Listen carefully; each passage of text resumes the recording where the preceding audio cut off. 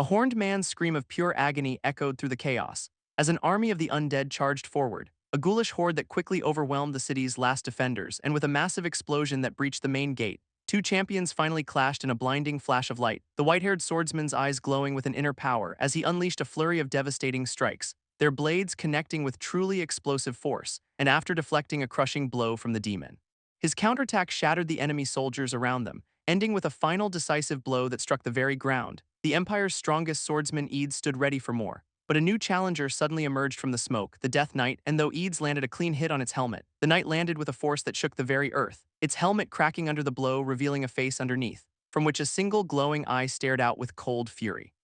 Revealing this fearsome Death Knight was in fact a woman, who gripped her massive corrupted sword tightly, looking out over the burning city below, where the Empire's flag hung in tatters. As a dark voice began to celebrate this total victory, a hooded lord finally savoring his long-awaited revenge, knowing his thousand-year plan had finally perfectly succeeded. This villain was revealed to be the Archlich Dorgo, and as the defeated Emperor Howard screamed in anguish, the skeletal lord found his pained words to be incredibly sweet, asking over the burning city that they begin the coronation. For he had unified the continent, a feat worthy of an emperor, while Emperor Howard could only watch on, utterly defeated, his feet bound and horribly transformed into claws, and the skeletal lord turned to address his demonic commanders, demanding the imperial crown be brought to him at once, that gleaming symbol of ultimate power, which his loyal knight now presented as the final prize, walking the final steps toward his waiting master. And though the lord praised this most loyal servant, the knight's red eyes stared back completely unreadable, offering the crown without a single word. But the lord simply scoffed, calling him merely a slave, for whom service itself was the only reward he would ever receive. The crown was then tossed carelessly into the air, and in that single blinding flash the knight finally struck, while the other demons could only look on in utter disbelief, his hand glowing with a strange, powerful red energy, unleashing an explosion that completely engulfed the skeletal lord, a blast that sent his commanders reeling backwards. While the knight stood his ground, power radiating from his form, and the lord clutched his chest, wounded and deeply confused. As finally the knight whispered, his true plan at last revealed, this armored warrior declaring his long-awaited freedom, leaving the Lich King stunned, realizing his control was just an illusion, for this warrior had been a prisoner trapped within his own body, and his creator could only stare in disbelief, calling him a masterpiece even in this moment of betrayal. Allowing this rage, fully planning to retake control once more, the demon kings attacked all at once, but the warrior became a blur of purple energy, unleashing a devastating counterattack that tore through their ranks, and the Lich King could only watch as his elites were wiped out, forcing him to raise his hands to enact a new plan. As a tide of undead began to rise from the ground, the necromancer sending his entire army forward, a horde of monsters charging at the lone warrior, who stood completely unshaken before the terrifying onslaught. And with a single word he commanded them all to stop, a wave of dark power freezing the entire army in place, as he ordered them all to surrender to his will, causing the undead soldiers to begin to crack and shatter, his power obliterating the entire legion almost instantly, which left the Lich King trembling, his grand plan now in ruins. Realizing he had accidentally created a god-level monster, the master now understood his creation's boundless fury.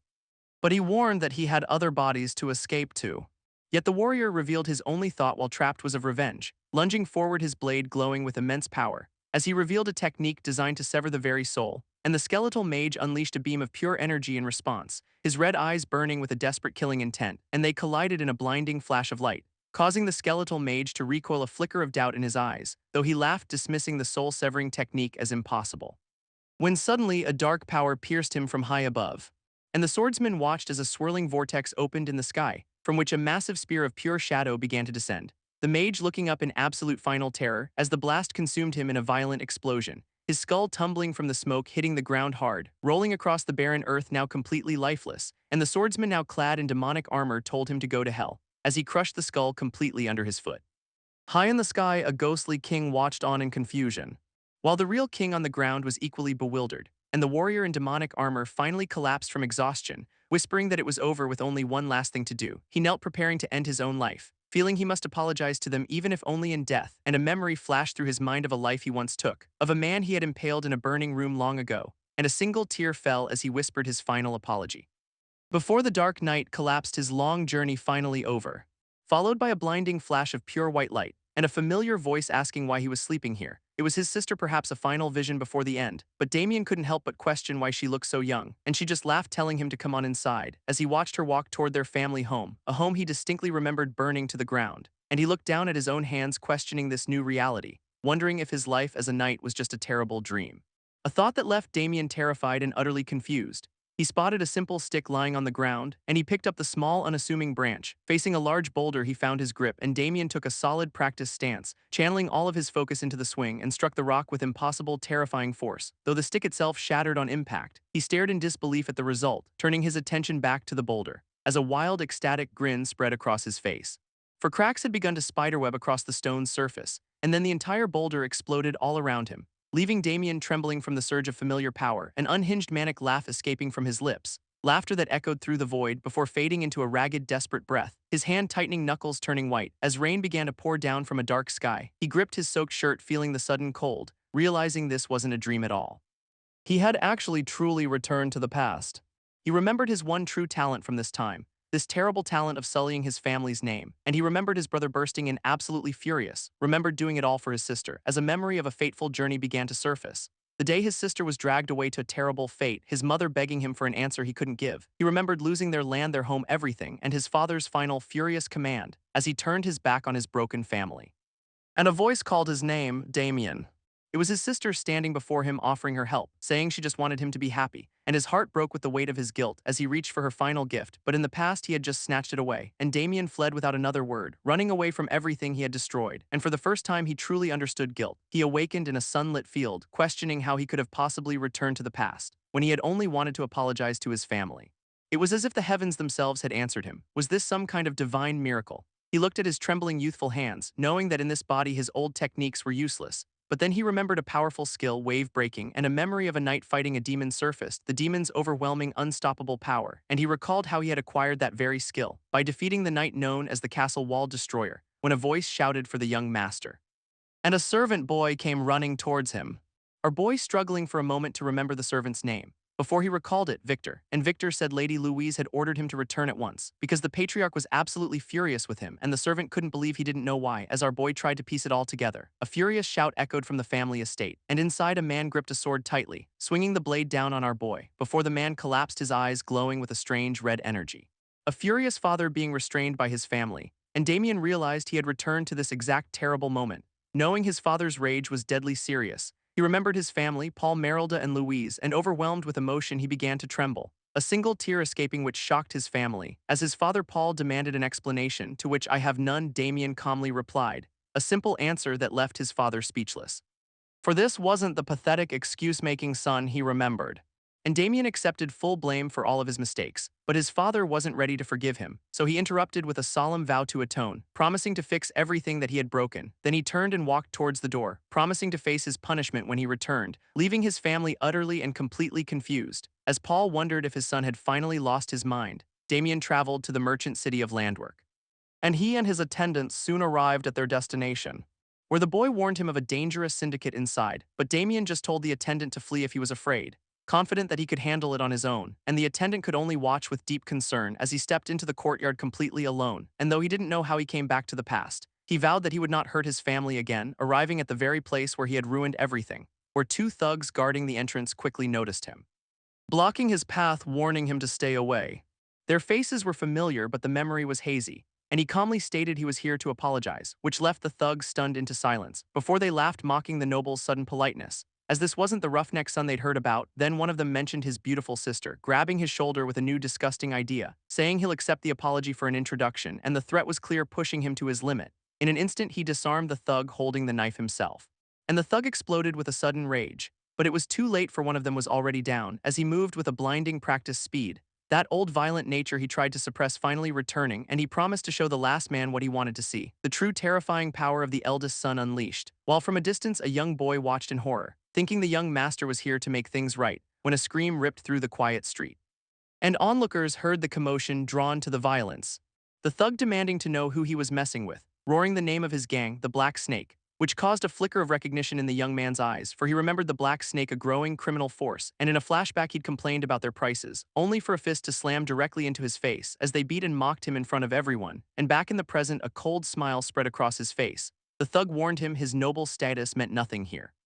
And he lunged forward, his sword swinging wildly. But a blur of motion cut cleanly through the air, as our MC sidestepped the attack effortlessly, and a swift kick swept the thug's feet from under him, his eyes widening in shock as he began to fall, hitting the ground with a heavy thud, and our boy grabbed him by the hair, yanking his head back, saying that killing them wouldn't be nearly enough, but for his family's sake he would hold back, and a dark swift slash ended the fight as he stood over the two incapacitated thugs.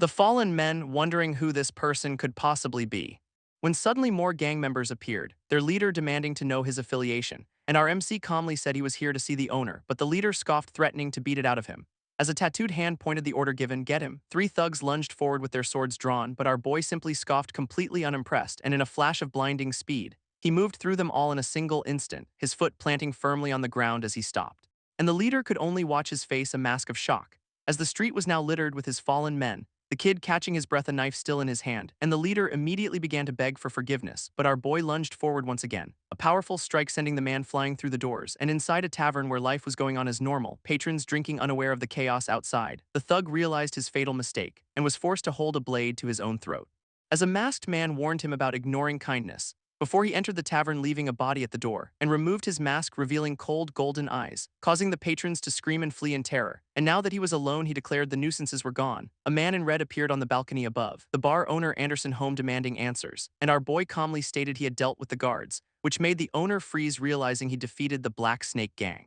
And the man on the balcony demanded to know who was causing a scene. So Damian Haxon declared he was here for an apology, recounting how he was beaten for complaining about the prices, an incident that ruined his reputation, branding him a troublemaker. And because of that day, his family had lost everything, Damian's eyes burning with the memory of his loss. But the owner scoffed, dismissing the concept of honor, sneering that the Haxon family had no honor left to lose, calling Damian a foolish, naive noble. And the owner demanded payment for the disruption instead, which brought a dark smile to Damian's face. If that's how he wanted to play, then so be it, and Damian leaped from the second-floor railing, landing with his dagger drawn ready to collect his due, his eyes glowing with a menacing purple light. He lunged forward in a flash, a blur of motion across the floor, but a cloaked figure intercepted his attack, and Damian felt a strange, powerful energy from the block. As he was thrown back, landing hard on the ground, the owner welcoming his enforcer Sir Ted, and Damian gripped his dagger, surprised by the man's skill. For this newcomer was far too strong for a simple tavern, and he asked why a knight was working in a place like this, as the hooded knight stared back, his red eyes glowing, and a new class was revealed, the knights, who are ranked by skill into 3 distinct tiers, with the highest rank official knights wielding aura, a power so transcendent it could cleave mountains. And the mustached man laughed with absolute confidence, presenting his enforcer Ted, an apprentice knight. But our boy looked up from the tavern floor, completely unimpressed, smirking as he confirmed the faint aura he had sensed, which left the apprentice stunned by his perception. But the kid already understood the situation perfectly. This apprentice was a washout, lacking any true talent. This insult hit a nerve, filling Ted with a sudden rage, and he shattered the balcony railing with a single stomp, leaping down, promising to silence our hero for good. But our MC watched the blade fall, his expression calm, dodging the strike with an effortless grace, the apprentice's sword smashing into the stone floor, and our boy evaded, again his movements sharp and precise. As the apprentice's eyes began to glow with a menacing blue light, he unleashed a sweeping arc of energy, and our kid landed, feeling his body's stamina begin to drain. Enraged, the apprentice prepared his final move, channeling his aura, gathering an immense power. And our boy's eyes narrowed, recognizing the technique. A secret art aimed to end this fight right now, so he focused, preparing a counter technique of his own. A memory flashed through his mind. The armored warrior Dorgo was confused. As a hooded figure appeared, the phantom assassin, who claimed that sparing humans was more entertaining, and he turned to face the armored warrior, warning him to leave now or die, but the warrior stood his ground unmoved. So the assassin's eyes began to glow, ready to kill, as he unleashed his secret technique. His eyes able to perceive the water within a body, the warrior's form becoming outlined in blue energy, and the assassin's blade sliced through him effortlessly. His secret technique, the blade of death, and the warrior fell bisected as the assassin scoffed, a cold, victorious stare coming from the killer. But the fallen warrior's body began to reform, rising again completely intact, and the assassin realized he was fighting an undead warrior who was now channeling the very same energy, the assassin's face contorting in disbelief, as he was struck by his own powerful technique. Screaming, "How did you use my secret move?" His mind shattering in pure abject terror, and the vision ended with the assassin dead on the floor, the memory of the kill reflecting in his eye. The red-clad merchant recoiled in absolute fear, his face contorting, sweat beading on his brow, as he slammed his head to the floor, begging Haxon for forgiveness, and a treasure chest was offered as a monetary apology, which Haxon accepted, letting the matter slide for now, calling for someone to come pack up the treasure. And a young boy named Victor peeked nervously from the doorway, as Victor packed the gold, amazed by the sheer amount, wondering where his master learned such incredible sword techniques, the merchant and his thugs bowing deeply as Haxon left, and Victor was still in awe of their newfound wealth. but the merchant secretly vowed revenge, planning to call the Black Snake, when in a flash Haxon reappeared right behind him, unleashing the Blade of Death, a swift punishing strike. As Haxon delivered a cold message for the Black Snake Guild, the merchant seething, clutching his head in agony, and Haxon and Victor walked away into the sunset. He knew this act wouldn't wash away his past sins, but in this new life he had a clear and steady resolve, promising not to disappoint his family ever again. A new day dawned with the setting sun, as they arrived at the grand Lynblume March estate, while elsewhere a blonde man whispered about pain following love, asking his brother reflected in a mirror why he was so serious. And a dark knowing smile was the only answer. As the smirking noble declared he was going to find love, his destination being the Grand Haxon estate, and back in their room Damien felt well rested, though his companion Victor couldn't sleep from worry. Damien just smirked, admitting they got a hefty reward, and more importantly rumors would now spread about their power. His reputation as a good-for-nothing would finally change, but Victor was still terrified of the Black Snake gang, reminding Damien they had attacked their knights too. But Damien was unconcerned, sure they wouldn't touch a noble. So Victor changed the subject, asking about his sword skills, which made Damien sweat, giving a vague excuse about training. Suddenly, a furious voice screamed his name, and Damien's calm expression instantly vanished as his father barreled down the hall in a rage, his eyes glowing, demanding to know where Damien was. He grabbed our boy, accusing him of causing more trouble, but Damien calmly told him that he had handled it. And Victor then revealed a bag overflowing with gold coins. So Damien lied, claiming it was an apology from the tavern, and his father was skeptical, but his parents were stunned by the wealth. Damien then used Victor as his alibi, putting him on the spot, giving Victor a sly wink, demanding he play along. And Victor could only stare amazed at his master's audacity, as Damien smiled, a truly compulsive liar at work. He pushes his body to the absolute limit, but finds he's already exhausted from just a short run. Realizing this weak form could never accomplish his true goals. And yet he still has one last hope, a glowing potion he somehow managed to secure, and as he examines the strange shimmering vial, he recalls that it's a tonic from the Alchemy Academy, a group renowned for their incredibly powerful creations, whose tonics are said to be worth a fortune, making this a truly lucky break for our boy. So without any hesitation he prepares to drink it, uncorking the vial of promised power, as purple energy floods his system, instantly potent. For he knows that stamina is the first step to true strength, the first step to reclaiming the power of his past life as Dorgo, and with that thought a memory of his true enemy appears, the Lich, who will soon unleash an undead army upon the world, meaning he has to get strong enough to kill him first, his resolve hardening into a single unshakable purpose, because only then can he protect his family's happiness. So he takes a final quiet moment to center himself, then he's off, vowing to end the Lich for good.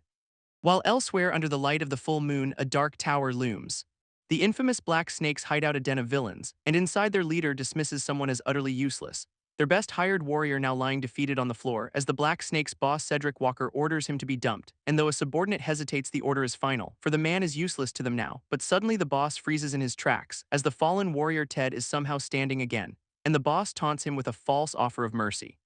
causing Ted's hands to tremble with pure unadulterated rage. And he lunges forward, screaming in defiance, only for a dark-haired man to intercept the blow, as strange purple energy erupts from the block, leaving Ted to stare, shocked that his arm is caught, while in the distance a hooded man appears and gives the silent order to proceed. As this hooded man begins to chant a strange guttural spell, and Ted screams as dark magic surges through him, making ghoulish shadow creatures swarm his body, and he looks up in absolute final terror.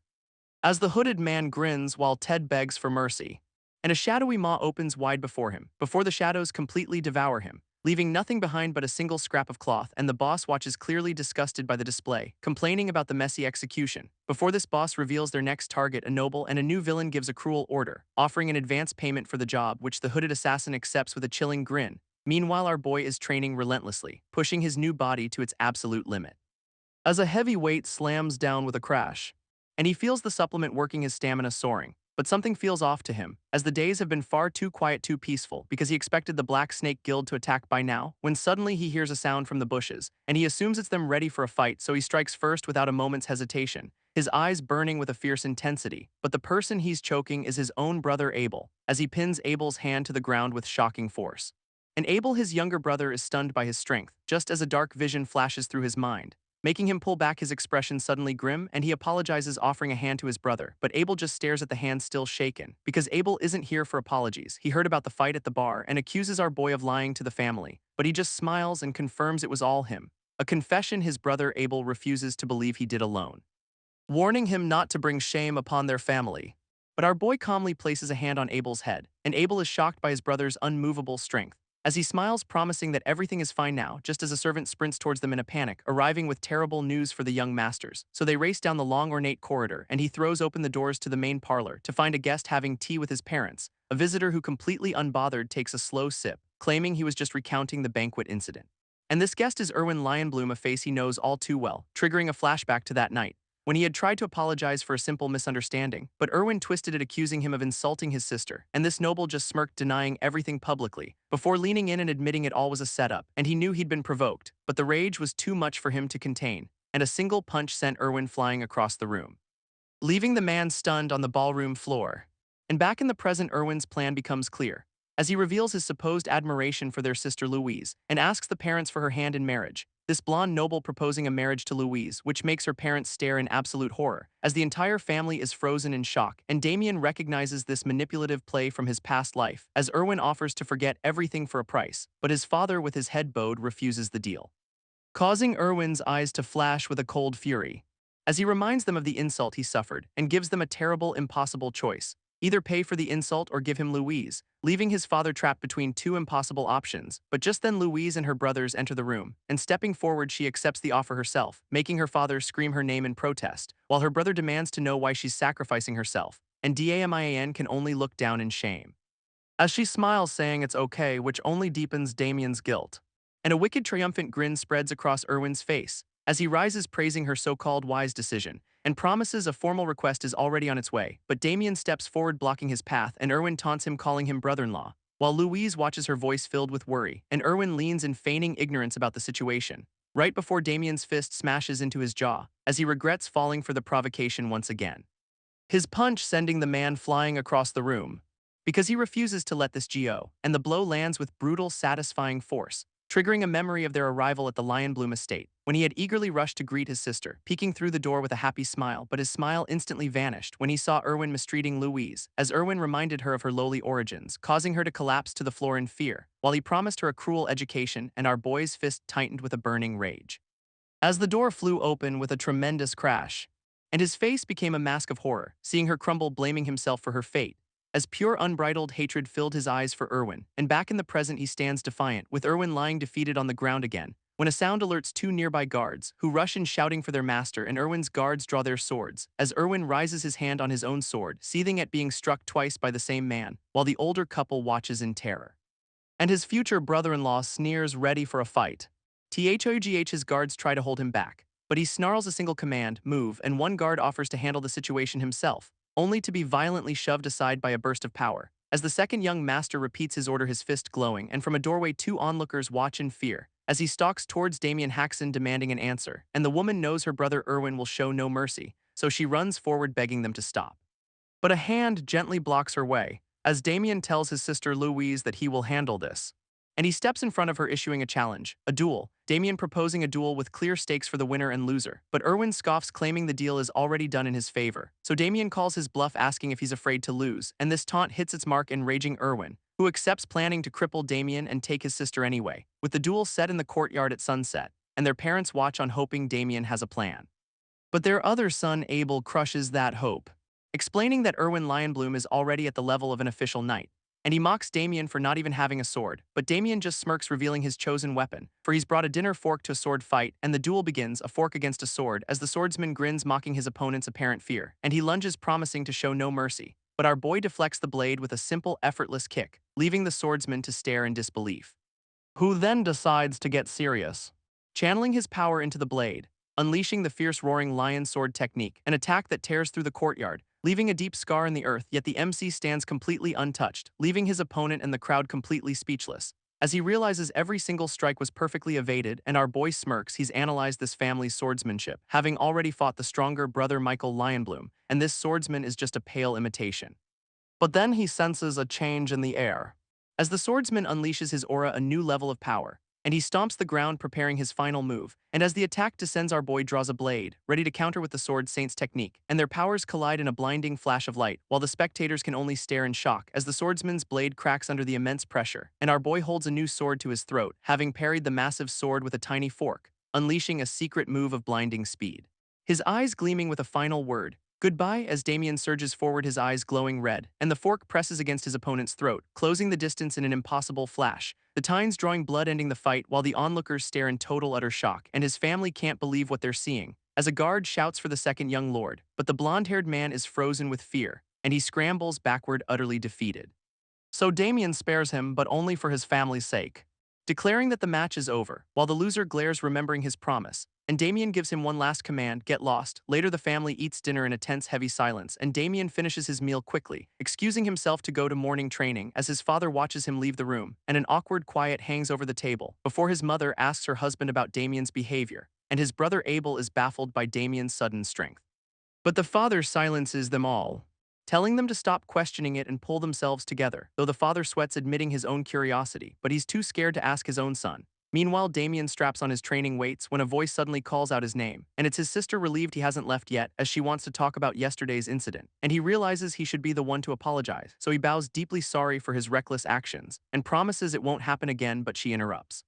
gently stopping his bow, explaining she's not angry, she's grateful, and she confesses she was terrified to follow Erwin, letting Damien finally understand her true feelings, as she recalls how he stood up for her, feeling both guilt and relief, and with a tearful smile she thanks him properly, which causes a wave of emotion to hit Damien, and he smiles, saying the thanks are his to give, thanking her for all her support over the years, and he turns to leave, but she has one last thing, calling him back, holding something out to him. And it's their father's prized weapon, gift from their father for his training, as she explains their father's awkward way of showing love and passes on a stern fatherly message. So Damien accepts the sword and with it his father's blessing, but our boy looks down, his expression troubled, as a blacksmith senses a strange breeze in his shop, and under the full moon a dark presence approaches the mansion, while the guards at the gate are completely unaware, as purple energy slithers across the grass, and an intruder's eye glows with a sinister power, before the shadows coalesce into a monstrous form, and he's already past the main gate, taking a silent step inside the walls, as a hooded figure materializes from the darkness and moves through the silent house, where the hallway floor is empty until a shadow falls across it, while our boy is fast asleep in his room, and his foster parents are sleeping soundly too, as the intruder stops at a bedroom door, and inside the foster mother sleeps peacefully, while a dark shape looms over her bed. And the intruder's scarred face twists into a grin, as he reaches for her sent by the black snake, but a voice stops him cold, making him turn to the doorway annoyed, where our boy stands, his eyes burning red, having sensed the intruder's foul energy, and the assassin is stunned, his sleep spell failed. So the scarred intruder gathers dark power, unleashing a devastating purple beam, but Damien parries the blast with his new sword, and the intruder demands to know who he is. So Damien counters, asking if he's Damien Haxon, his eyes glowing, demanding answers about his sister. And the commotion alerts the entire household, making the intruder realize the servants are awake. So he decides to flee, dissolving into shadow, and Damien shouts for him to stop, but the dark form escapes out the window, leaving a wisp of dark energy lingering in the air, and Damien thinks he's gone, but then he notices a faint trace of that strange energy remains. So the next morning Damien knows something is wrong, and in the stables 2 workers are in a panic, because the Viscount's prized horse is dead, and they can't believe it happened overnight, but Damien arrives, confirming his bad feeling, and calms the men, saying he's just investigating, asking for a moment alone with the horse, and Damien places a hand on the animal's body, knowing the energy trail from last night led him here, and he feels the unmistakable presence of dark mana, realizing that intruder was a dark mage, and he watches his family sleep unaware of the danger, his eyes burning with a grim purpose, as a trail of dark energy leads him away from the house, snaking through the deep woods, to the mouth of a hidden cave, and inside a hooded man works alone, gloating, having tricked his client, as the curse was a lie to get experiment materials, and still he laments taking such a lowly job, but he has no choice while the church hunts him, when suddenly he senses an intruder, and his eyes snap wide in alarm as a figure stands at the cave entrance, and the mage recognizes Viscount Haxon's son, asking how he was found. As the mage realizes this boy is no fool, and our boy confirms the mage was hired by the Black Snake, a pathetic job that will now cost him his life, and this threat hangs heavy in the air, so enraged the mage unleashes his power, but our boy remains calm, stating a promise that he doesn't kill except for dark mages, and the mage is stunned, he knows the truth, so he unleashes a desperate chaotic spell, and Haxon's son raises his sword to meet the blast, while the hooded sorcerer is stunned by his speed, as our boy brings his blade down hard, the strike landing with a flash of purple energy, and the sorcerer is cleaved in 2, but his body begins to reassemble just like at the mansion, and the villain smirks, impressed by his power, mocking the attack, calling it useless, but our boy's eyes glow with resolve, he'll just keep cutting, and he summons a barrage of phantom swords, which the sorcerer blocks, acknowledging his growing fame, but he declares this fight was over from the start, as a wave of dark magic erupts from below, and ghastly spirits rise from the shadows, the sorcerer revealing these are traps meant for the church, and the kid realizes the true danger of this place, as the sorcerer transforms, promising regret for crossing a Yulan officer, and he unleashes a curse of decay, the dark energy surging forward as purple tendrils wrap around our hero, and the sorcerer gloats, calling him an arrogant brat. Thinking about his mission, the more damage the better the reward, and believing it's over, he turns to find his next target. But a sudden noise makes him look back in shock, as the curse dissolves harmlessly around the MC, and the sorcerer demands answers, but our boy is just as confused, until a glowing sigil appears on his hand, triggering a flashback to a skeletal master's ritual where the Lich King inspects a mysterious urn and looks down upon his creation, a Death Knight, a knight with the strongest body and magic, but it's not enough. So the master prepares to grant a final terrible power, for he will forge his knight into the ultimate weapon. And dark energy gathers in the Lich King's hand, his eyes burning with red-hot focus, as power surges from the ancient urn and a violent explosion of purple light erupts, for this is true authority, raw and untamed, and the Lich King channels the immense energy, as a vortex of power engulfs the kneeling knight, and this energy is forced directly into the vessel, making him scream as the power rewrites his very being, and the knight is consumed by a blinding light, while the skeletal master watches his plan unfold, for he has finally obtained it. And a single glowing purple eye opens in the darkness, as the new Death Knight rises infused with the authority of God, and back in the present our boy recognizes that same power, as he stares down the mage's fading spell, and with a swift kick he shatters the magical blast, and the sorcerer demands an answer, but the kid just smirks, remembering the assassin's title, an officer of Yulan, for he's heard of Yulan's dark reputation, an order of assassins who use dark magic. And the assassin feels uneasy, deciding to end this quickly, realizing he must use his trump card now, and a bracelet on his wrist begins to glow, unleashing an eruption of sinister green energy as dark power surges through his arm and his face twists with newfound strength, while our boy notes the incredible amount of dark mana, deducing the bracelet must be a monasterying artifact, and a spectral beast of hellfire manifests behind him, as the assassin commands it to burn his foe, and the beast's maw opens wide, unleashing a torrent of green flame. An attack that engulfs the entire area. And the assassin declares victory, the fire being eternal, but from within the flames a calm voice speaks, making the assassin's eyes widen in shock, as our boy stands completely unharmed, the hellfire swirling around him a harmless vortex, and he explains his power isn't dispelling magic, but the authority of greed which absorbs all dark mana, and the assassin can't believe it, an authority, as he readies his sword fueled by a power he despises.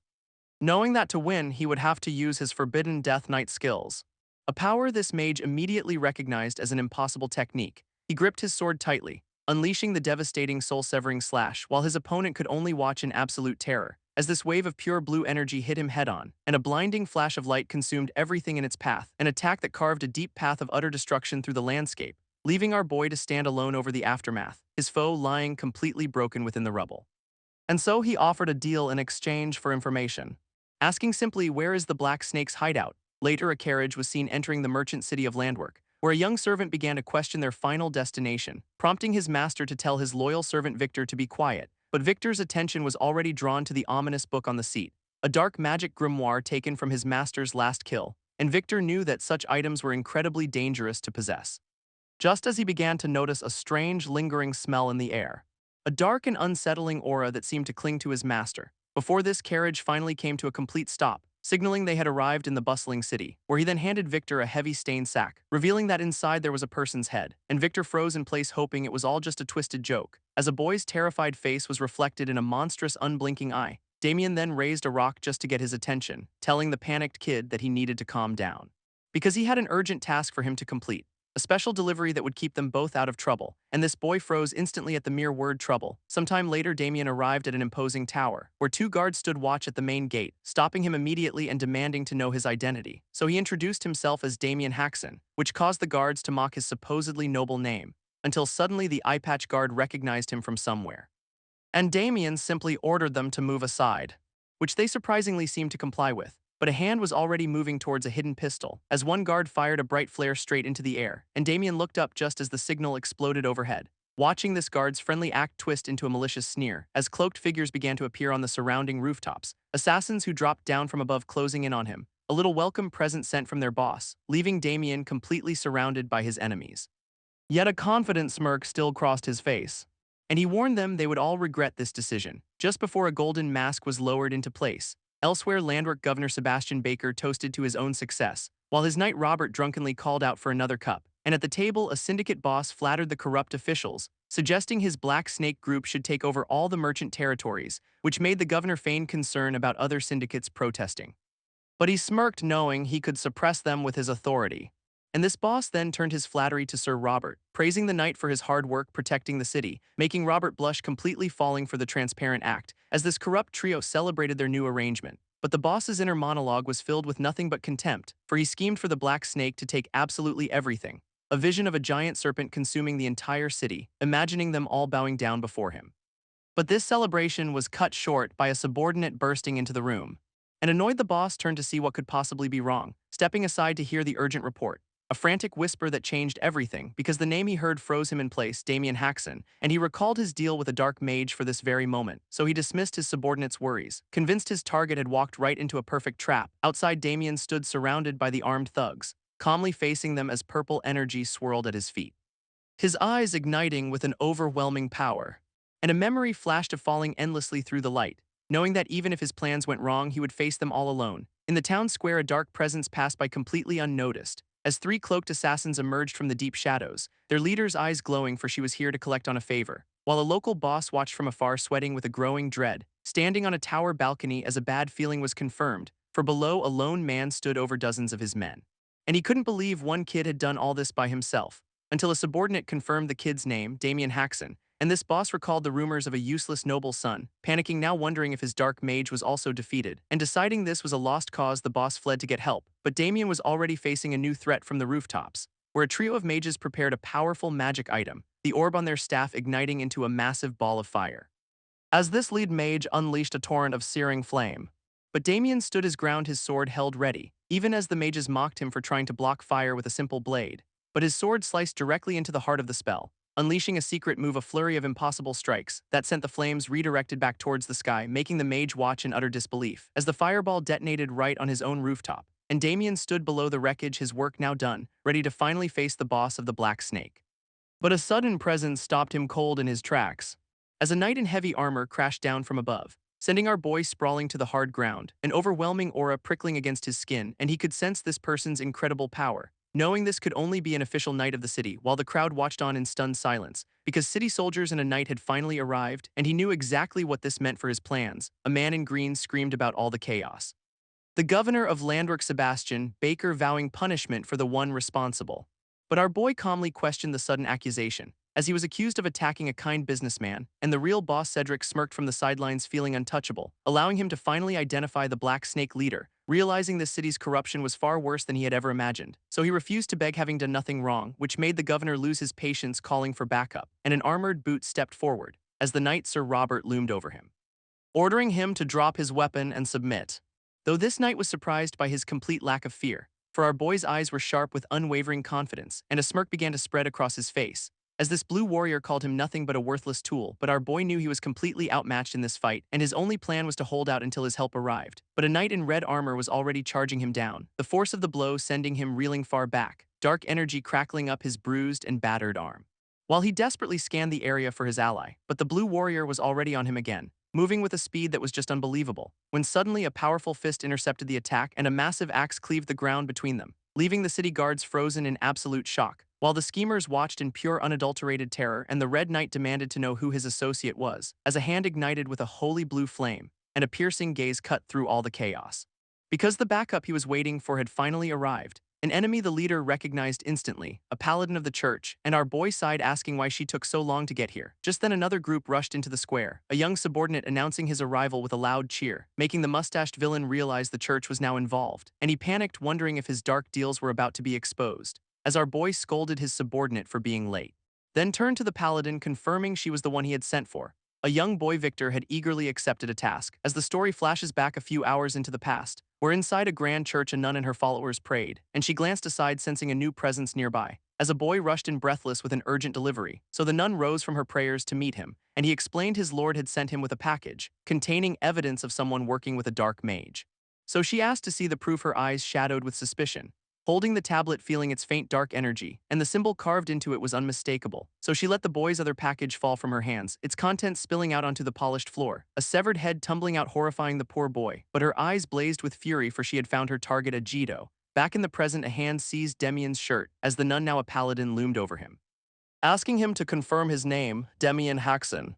Damien calmly confirmed his identity, which made the local authorities quickly agree to stay out of it, so the paladin offered them a polite thank you, while Damien watched his plan unfolding perfectly. For the Holy Church presents itself as servants of God, and they are known for their endless charity. But they are also fanatics who burn away all heresy, and the Church's vanguards are the feared paladins. And she declared the paladins were now on her side. In the town square, she made a public declaration, announcing a report of a wanted dark mage in their city, and that the Church would now be in charge of the investigation, which made the city's viceroy furiously object to the takeover. But she claimed the Church's authority was absolute, her eyes narrowing with a cold and deadly intent, as she named the viceroy and his knight as primary suspects, and accused a merchant of aiding the dark mage, stating that protecting him was an admission of guilt. So the viceroy confronted the panicking merchant. But she claimed to hold undeniable proof of their crimes, revealing a notebook detailing his every transgression, which made the merchant curse the dark mage's meticulous records, and surrounded he desperately denied all the charges, but with a cold command she ordered his arrest, and the viceroy and the merchant were seized by her knights. And as he was dragged away, the viceroy looked back, realizing the dark-haired man had planned this all from the start,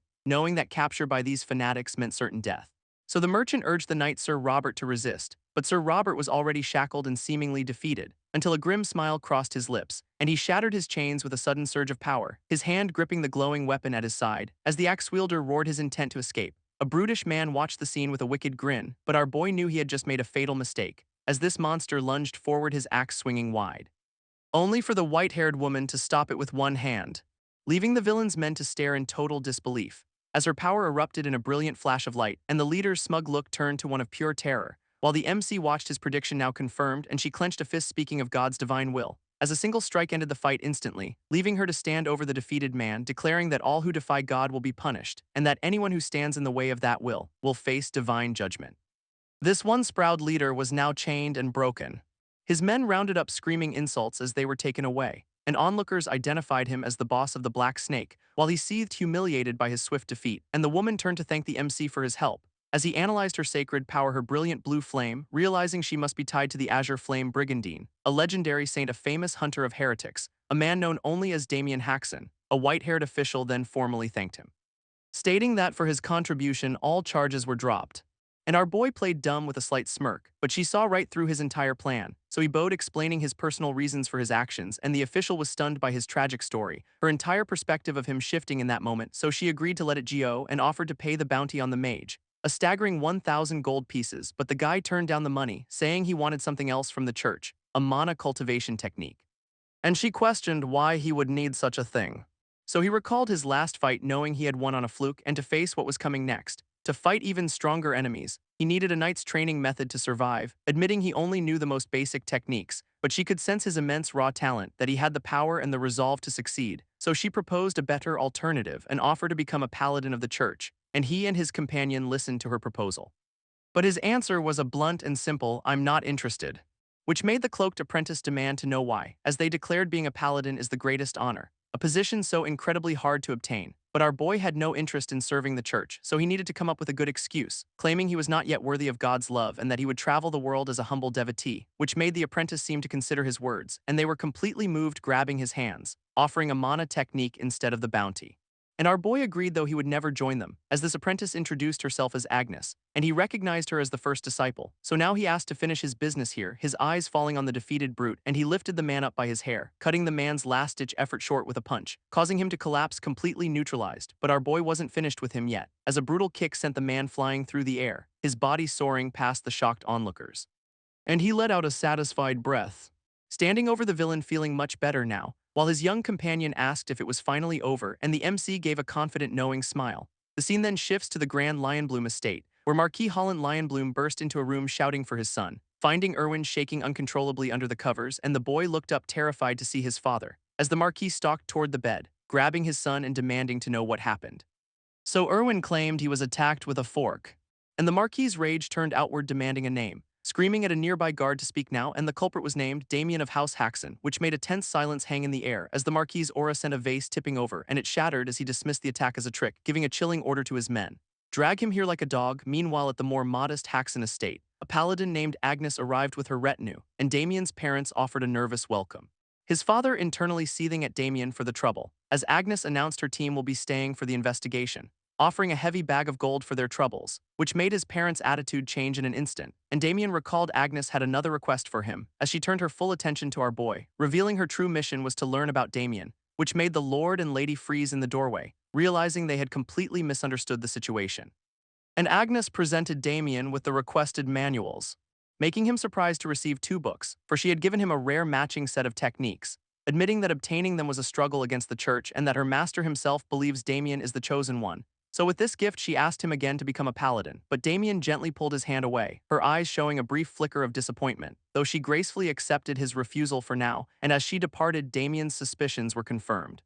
For he realized her devotion was a dangerous obsession. Elsewhere inside a hidden cave, 2 investigators from the church examined the scene, and one of them found the official story suspicious, questioning how the powerful mage Ajido could possibly fall, and how he could be defeated by a simple country noble, which his partner agreed with but noted Lady Agnes was silent on it, so they decided to finish their work before raising concerns, until a voice from the shadows startled them, as Lady Agnes appeared vouching for Damien's story, claiming they already knew the truth of what happened. A flashback to Damien's simple, almost unbelievable explanation made this investigator unable to believe it was that easy, and she recalled doubting the servant's story. So she decided to watch from the shadows herself, where she saw him fight dozens of men all alone, moving with impossible speed and incredible power, and then he deflected a magical fireball, which made her companions unable to believe their eyes, so she explained only a swordmaster can do that. And while he's not one, his talent is undeniable, which is why she wanted to recruit Damien for the church, ordering them to focus on their mission, and her subordinates reluctantly agreed. Elsewhere, a new group was seen approaching, knights who rode under the Lion Bloom banner, and an apprentice knight Alpes was excited, while his companion Lavender complained about the smell. But their leader silenced their bickering, introducing himself as Garrick, a Lion Bloom family knight, as they arrived at the Haxon estate, and Garrick confirmed their objective. That their mission was to arrest Damien Haxon, thinking it would be easy, but he wanted more. For this was about avenging his master's humiliation, and he spotted an old man on the road, so the knights rode up to intercept him, and Garrick called out, stopping the man in his tracks, an old man standing before shadowy red-eyed knights, who identified him as a resident of Haxon's estate, and without warning a blade flashed down, leaving the man to collapse to the ground. While another resident was seized by a gauntleted hand, and thrown down for failing to bow to the Lion Bloom crest, as this brutish leader addressed his knights Lavender and Alpes, a wicked idea forming in his mind, their destination, the Haxon estate, and inside a young boy looked up in alarm, as the knights charged with one order, slaughter everything. Meanwhile, 3 cloaked figures met by a cliff where the white-haired woman reported their investigation had failed, but something nearby caught their attention, and they found Damien meditating surrounded by raw power. As he calmly drew in the swirling blue energy, the mana vortex around him intensifying with each breath, and the woman watched completely stunned by the sight, knowing this technique should absorb surrounding mana, but mastering it in a matter of hours is impossible, until Damien's eyes snapped open, his focus sharp and clear, and he saw the 3 investigators staring in awe, so he stood and asked if they had finished their work, and she complimented his progress, but he dismissed it. Because as a former swordmaster, this new cultivation power is far more valuable, for he was mastering a technique to rapidly gather mana, but his training was interrupted by a soft gaze, as Lady Agnes invited him to join her for dinner, but a sudden wave of bloodlust stopped him cold, and he turned, his expression hardening, saying, "Vermin have arrived," telling her to stay back, and then he exploded into motion, leaving her to watch stunned by his incredible speed. Such velocity with so little mana, it was pure precision. As he raced toward the danger, pushing past his limits, meanwhile violence erupted at the estate, where a knight brutally attacked a young man, and this servant was thrown to the ground, as their leader on horseback demanded they find Damien Haxon. But the loyal servant refused to betray his young master, and this commotion drew the lord of the house, as a guard shouted for them to stop at once, and Viscount Haxon arrived, his face a mask of fury, rushing to his injured man's side, demanding to know why knights were attacking civilians. But the blonde knight sneered, calling it payback for past grievances, for he was a messenger from Marquis Lionbloom, and the demand was simple: surrender Damien Haxon. But the Viscount saw the lie in his cruel smile and declared he will not sacrifice his son. As the bearded lord makes his final desperate stand, the blonde commander offers him one last chance to surrender before coldly ordering his men to destroy everything, which causes the lord to scream for them to stop, shocked and unable to believe their brazen insolence, when suddenly a dark and powerful presence descends upon them all, making the commander turn, instinctively sensing the arrival, as a young man now stands before them, appearing from nowhere, and in that same instant the knights are suddenly paralyzed, finding they can't move a single muscle. For this newcomer, Damien rushes past them to his injured brother Victor, and looks up from his side, his eyes filled with a terrifying rage, telling the knights they are incredibly fortunate, because if Victor had died they would already be dead men. Though the commander simply scoffs at Damien's open defiance, prompting Damien to coolly repeat the insult right back at him, and so the commander orders his men to attack at once, as a sword swings down directly at Damien's head, but he catches the blade with his bare hands, deciding this is the perfect moment to test his newly collected mana, and with a single punch he sends the knight flying through the air, while a second knight screams his partner's name. Watching the scene unfold in absolute paralyzing horror, as Damien follows up with a devastating kick, leaving the blonde commander to watch on completely stunned, until a voice calls out to the young master, and we see Damien standing over the fallen checking on his companion Victor, who reaches out a trembling hand toward him, a weak yet relieved smile spreading across his face, and as Damien watches his companion's grateful gesture, he smirks, finding this entire situation very interesting. But another opponent soon steps forward to challenge him. A blonde warrior who is shocked Damien saw through his trap, muttering that he can't believe a mere rascal has such skills, while Damien coolly dismisses his questions with a shrug, causing the warrior's eyes to narrow in deep suspicion, and suddenly he believes he understands everything, pointing a finger as he accuses him of not being Damien Haxon, while his allies watch on stunned and deeply concerned, and Damien feigns ignorance, simply asking what he means, which makes the warrior explode with uncontained rage, ranting about a trap that was supposedly set by the field dogs, convinced that Damien is an imposter hired to ruin his house, and Damien quickly realizes his opponent is a complete and utter fool, as this blonde warrior roars, readying his massive sword, his armored hand gripping the hilt with crushing tightness, while a fallen guard on the ground watches completely helpless, but his companions cheer him on from the sidelines, and the warrior's knuckles turn white from the pressure, as he charges forward while Damien waits entirely unimpressed. For this blonde knight believes his opponent's luck has finally run out, waiting for the swordsman to enter his effective range, where a trap is sprung in the blink of an eye, his blade glowing with power ready to cleave him in two, swinging with what seems like overwhelming force. The massive sword comes crashing down toward its target, but our boy catches the blade with a confident smirk, effortlessly holding back the powerful two-handed strike, leaving the knight stunned that his attack was parried so easily. And calling it a fluke, he prepares for another assault, unleashing a furious wide slash meant to overwhelm him, but the swordsman stands perfectly still, calling him far too slow, which makes the knight's face twist in pure unadulterated rage, and with glowing eyes our boy announces that it's his turn now. In a blur of movement, a cut suddenly appears on the knight's face, followed by an elbow that slams directly into the brute's jaw, and the knight realizes he can't even see the attacks coming, as the swordsman winds up for another powerful strike, and a devastating kick connects squarely with the knight's head, sending him spinning helplessly through the air before the armored giant crashes hard into the ground, and our boy reveals this was all revenge for his brother Victor, while the knight trembles, struggling just to get up. Blinded by his rage, he makes one final desperate charge, but the swordsman's eyes narrow, ready to end this fight for good, as the knight unleashes his ultimate sword technique. A storm of red energy claws rushing straight toward Damien, who dismisses the flashy attack as nothing more than a light show, his blade slicing through the energy with practiced ease, and the knight's ultimate move is shattered in an instant, as Damien's sword lands heavily on his shoulder, followed by a powerful arcing slash, which makes the knight scream as he's thrown into the air, before a final punch slams him back into the ground, and the two servants watch the outcome in stunned silence, then celebrate, realizing that Damien has won the day. As Damien turns away, the fight now completely concluded, while the defeated knight writhes on the ground in pain, only to find a sword pressed firmly against his throat, and he begs for his life, but Damien simply introduces himself, telling him it's far too late to beg for mercy, as he lists the knight's many crimes against his family, which makes the knight desperately apologize for everything, but Damien says he's apologizing to the wrong person, and walks away, leaving the man helpless on the ground, as his two former servants loom over their former master, and the knight is forced to kneel before them, while the younger servant asks to deliver more punishment, but Damien suggests a more severe penalty instead, until the older servant steps in, telling Damien that's enough, and the defeated knight grovels before Sir Haxon, but Haxon is furious, his voice booming with anger, knowing their entire territory was nearly destroyed. So the knight slams his head to the ground, begging for his life, while Haxon stares down unmoved by the pathetic plea, but Damien has a plan already forming in his mind, and he turns to his father's sword still in hand, explaining that killing them would sever all ties with their house, and he has his own family to think about now, but letting them go would guarantee future retaliation, when suddenly a familiar voice calls out his name, and a white-haired woman from the church rushes onto the scene, which causes an idea to spark in Damien's mind, as he sees a perfect opportunity in her timely arrival, and she quickly assesses the tense, volatile situation, offering a convenient solution to his dilemma by announcing a major victory against the House of Yulan, which allows them to officially ally with House Haxon, and Damien realizes this could be the very thing that saves his family, so she eagerly asks him to accept the alliance, and a dark, knowing smile spreads across his face, for this was his goal all along, as he walks away with her, leaving his men confused by the development. Then he turns back to the kneeling knight, giving the man a new message to deliver to his masters. Tell them House Haxon is now under the church's protection, and Damien's eyes glow with a cold, unmistakable threat, which sends the thugs fleeing, thanking him for sparing their lives. And while his friend thinks they're safe, Damien knows better, as their father calls for an urgent family meeting, and they all gather inside the main estate, where the family sits around a large table as the meeting begins. The topic being their dangerous new feud with House Lionbloom, and Damien's brother Abel dismisses the threat, citing the church's protection. But their father reveals the church's help has its limits, explaining that the church actively avoids noble politics, and the Lion Blooms can still crush them in countless other ways. So the white-haired guest suggests their only options are to pay them off or seek a new protector. But then she proposes a third, completely unexpected path,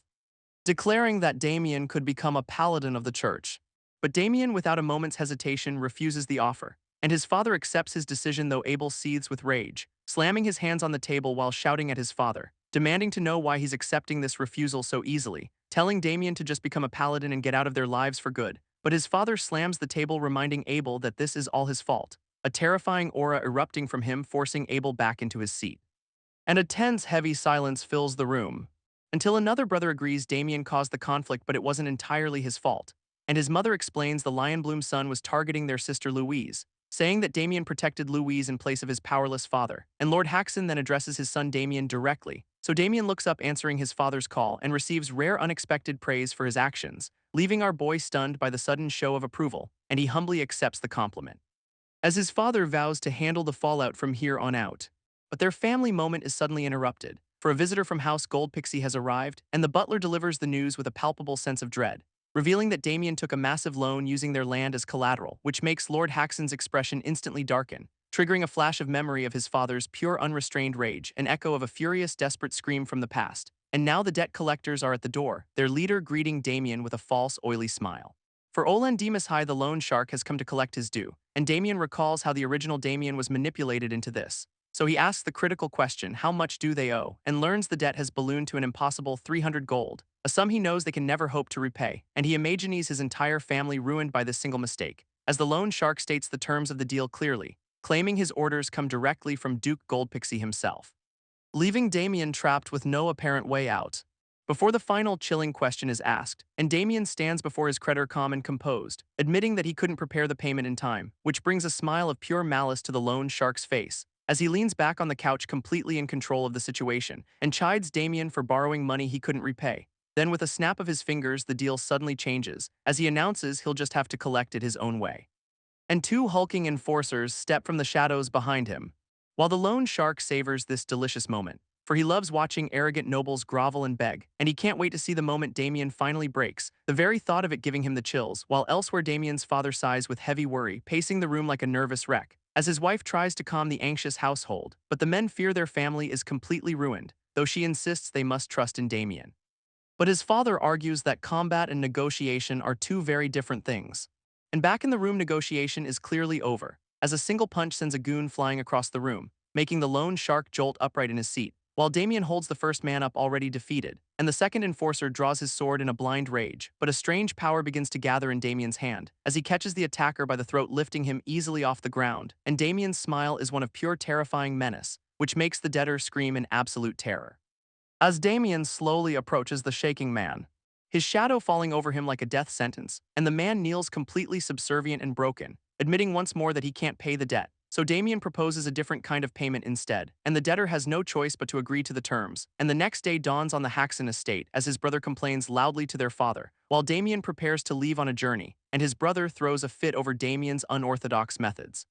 And even their father is worried about the new plan. But Lady Agnes appears to see him off, and he thanks her for all of her timely assistance, while she reveals her own work here is now done, and with a kind smile she wishes him well on his way. But her offer of further help is swiftly rejected, for it's time to depart, and inside the carriage something is hidden from view, as the debtor is waiting for them inside, promising to be a perfect and loyal attendant, and Damien approves of his new respectful attitude,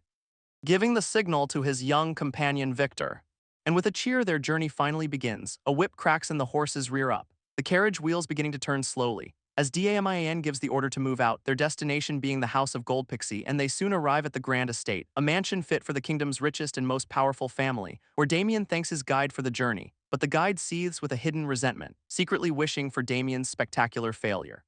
though Damien promises him that he will be back. And inside his name is called out by the Duke, for Duke Adam Goldpixie already knows his reputation, so Damien plays along, hiding his own contempt, as the Duke demands to know his purpose for being here. And Damien admits that he owes them a great deal of money, and while he has no cash he offers a service instead, proposing that he will defeat the Lion Blooms for them, which leaves the Duke and his advisor completely stunned, and even the guards murmur amongst themselves in disbelief,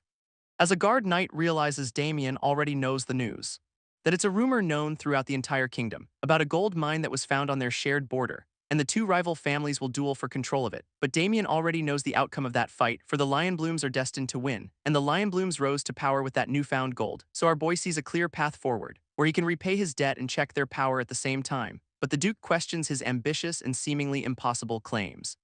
And the kid confirms it's not just a rumor, which causes an idea to form in the Duke's mind, as a knight sarcastically suggests him for the duel, and the Duke presses asking if he can really beat a genius. So our boy boasts that he's just as skilled, but the knight interjects calling the rumors about him lies, and Ernst insists that Miss Chelsea will find a true champion, for she's been searching for a month for the perfect knight, and the Duke considers this knowing Chelsea's excellent track record. While Ernst and his men stand confident in their argument, their constant interference ruining the kid's plan, so the Duke puts him on the spot testing his reaction, and our boy calls them all gravely mistaken, declaring that he's the only one who can win the duel, and to prove it he'll block Ernst's ultimate attack. The challenge laid down a battle of wills about to begin, and enraged Ernst asks permission to teach him a lesson, so the Duke, amused by the unfolding drama, permits it, and they face off in the courtyard, a duel officially set. As his companion arrives shocked by the sudden turn of events, and Ernst unleashes his power, a fiery aura engulfing him completely, while the Duke gives the order for them to begin, and Sir Hovitz demands he get on his knees and beg, but our boy, unimpressed, just tells him to hurry up, as blue energy gathers in his opponent's grip, and he unleashes his ultimate attack, making the kid wonder if he provoked him a little too much, as Hovitz lunges forward, promising him a painful end, his spear strike becoming a blur of blinding light.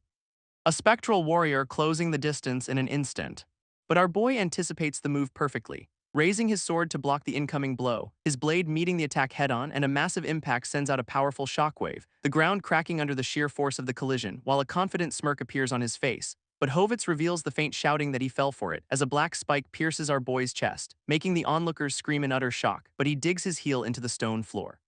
standing firm as he absorbs the devastating blow. And Hovitz is stunned that he endured the attack, while the Duke watches from his throne completely silent. And wounded but still standing, he claims the position is his, which makes the young boy rush forward in a panic, though he complains that the worried hug hurts his wound, and the Duke applauds, impressed by his incredible resilience. His doubts about Damien now completely gone, announcing Damien Haxon as the new representative for the duel, and Hovitz tries to protest the sudden decision. But the Duke silences him with a single threatening glare. So Hovitz seethes, wondering how his attack could have failed, thinking Damien was just a bad matchup for him. But Damien is secretly hiding his true power level, knowing he had to act weak to even qualify for the duel, and a last-second mana shield was his only defense against that blow. And the Duke now approaches Damien directly, offering to treat his serious internal injuries, as a glowing ring appears on the Duke's finger. And he opens a subspace portal, surprising Damien, from which he pulls a small ornate box, presenting it to him as a gift for his performance, and inside are rare expensive balance pills, which enhance abilities and heal internal damage. So Damien gratefully accepts the generous reward, as the Duke shows his full and unwavering support, and our boy is now ready for the challenges ahead. The next day dawns bright and early, and Damien is already in the training hall, the pill having healed him almost completely overnight. And he can finally use the Duchy's advanced training equipment, when a voice calls out his name, and a shorter man stands on a ledge to seem taller. So Damien confirms his identity, demanding to know who asks, and the man introduces himself as Pabel Bermond, a low-class knight, gesturing to his two companions standing behind him, who are his blood brothers also here for the duels, and Pabel claims they were training and missed the commotion, boasting they would have taught Damien a lesson themselves, for this upcoming duel is for the Duchy's very fate. And he tells Damien to live so they can train properly. So Damien starts to walk away, but Pabel decides to put on a show, and one of the knights takes a deep breath, assuming a powerful, unyielding defensive stance, while the other leaps forward with a secret move, their wooden swords clashing in a furious spar. Locked in their 987th battle, they trade childish insults, and Pabel is pushed back, straining against the powerful blow, when a spark of an idea flashes in his eyes, as he ducks under the sword, twisting violently. And his opponent's face fills with complete shock, for Pabel blocks the wooden blade with his forehead, leaving the ponytailed knight stunned by the ridiculous move. But Pabel grins through the pain, bloodied but unyielding, and their spar ends with a bow of mutual respect, as the third larger knight steps up eager for his turn, and the knights rally together for the upcoming duel, a single sword rising high in the air, then three swords join in a unified passionate cry, their faces twisting into unsettling, determined grins. But their strange celebration is cut short, because Damien sees them and knows instantly, telling the young boy Victor that they're all doomed, for he has zero faith in these absolute idiots. Elsewhere, the Duke finds their strange display amusing, while the Knight Commander claims it doesn't bother him at all, remembering how Damien rejected a group training offer, and the Duke laughs, finding the boy's independence interesting, as he asks the Commander for his opinion on Damien, and the Commander calls him exceptional for blocking such a powerful strike. But when asked about the duel's final outcome, The commander admits that victory is highly uncertain. For Damien's skill alone isn't enough to win, though he assures the Duke their training is being handled. Back in the training grounds, the sun shines down, and Damien faces an unexpected massive problem as he watches the Knights' pathetic sparring session and concludes they are absolutely certain to lose. So with a sigh, he decides he must intervene, calling out to the three so-called punks. And cracking his knuckles, he issues a challenge, but the challenger corrects his opponent's assumption, stating he wants to fight all three of them at once, which leaves the trio of knights standing in disbelief, their shock quickly turning into pure rage, and their leader accepts the terms for this mad dog, as they charge forward together, fists flying, but their target remains completely calm and still, and in a sudden, imperceptible flash of movement, the lead knight finds himself on the floor, scrambling up, utterly confused by what just happened, as his two companions are already unconscious beside him, and a voice asks if he's finally awake, as the challenger looks down, calling them all pathetic, explaining he was just teaching them a simple lesson. But the knight's memory is blank after their initial attack, and the scene flashes back 5 minutes into the past, showing the three knights rushing in together, as he effortlessly dodges the first wild punch, and the second attacker misses him completely, while a single hand rises to intercept their assault, deflecting two strikes with one fluid motion, and the two guards are instantly knocked aside, which makes the leader roar, his fury peaking. But the challenger throws a single decisive punch, and the blow connects, ending the fight instantly. The trainees could only stare in disbelief, as Damien stood over them completely unfazed, and he demanded to know who was responsible for their training, to which they answered, a mid-class knight named Vincennes. A name that earned a deep scoff from Damien for their poor training, and he ordered them to spar with him daily, which made one trainee worry their instructor would notice, but Damien just smiled, promising they wouldn't have any visible marks. The trainees soon realized they were physically fine, and he revealed it was due to a special technique he learned, telling them a story of a man called the Character Corrector. His method of reform was brutally simple, for he would beat criminals for an hour straight, and if they resisted, he'd simply double the time. But eventually the corrector began to feel pity, seeking a way to punish them without causing lasting injury, and so he mastered the art of the traceless strike. Damien explained he used that very art on them, asking if they finally understood just how weak they were, but he held up a finger, offering them a single chance, promising that in 1 month he'll forge them into living weapons, which left the trainees staring utterly stunned, as Damien smiled, ready to begin their hellish training. But the Duke's attendant suddenly rushed over, explaining that His Grace was looking for Sir Damien, which brought a faint, knowing smile to his face. A woman in brilliant red arrived on the scene, greeting her father the Duke with a formal bow. For Chelsea Goldpixie, the eldest daughter, had finally returned, and she knelt before him in the grand office, while a man with a long ponytail smirked at her arrival, and the Duke asked if she had found a proxy for their duel, to which she confirmed with a wicked grin that she had. Her father watching from his desk, waiting patiently, as her chosen knight stood introducing himself as a wild beast. The other knights immediately recognized the famous mercenary Guillermo Blackwing, and a flashback showed his sheer brutality in the Eclairin War, his reputation making it clear that no low-class warrior could defeat him. The Duke acknowledged his fearsome title, as Chelsea announced Guillermo had sworn his loyalty to her, presenting him as the one who would defeat Michael Lionbloom. And the onlookers whispered that Guillermo might already be the perfect choice, but her father seemed troubled by this news, revealing a complication: he hadn't introduced his own champion yet, and with that the Duke named his representative for the duel, a new man who entered the room, Sir Damien Haxon, causing Chelsea's eyes to flare with absolute fury. She protested, but her father said he never agreed to wait for her, and when she demanded he change his representative, the Duke simply said he would think about it. The Duke's daughter screamed in protest, dismissing Damien as a complete nobody, while the axe-wielding knight Guillermo smirked behind him, and Damien's eyes narrowed with a flash of sudden recognition. But the Duke calmly said no, reminding them all how Damien had blocked a powerful attack, and he accused his daughter of ignoring Damien's obvious skills. The Duke's gaze hardening as he called out her hypocrisy, forcing her to feign an apology, blaming her long journey. As Damien watched the bitter family drama unfold, until the Duke ended the argument to consult with the others. But Guillermo suddenly erupted in laughter, declaring that words are not how men decide these things, and the other knights were appalled by his sheer rudeness, as he proposed a duel to choose the representative right then and there, and though his daughter tried to silence him outraged, to her shock the Duke agreed with the idea, putting the question to Damien, testing him once again.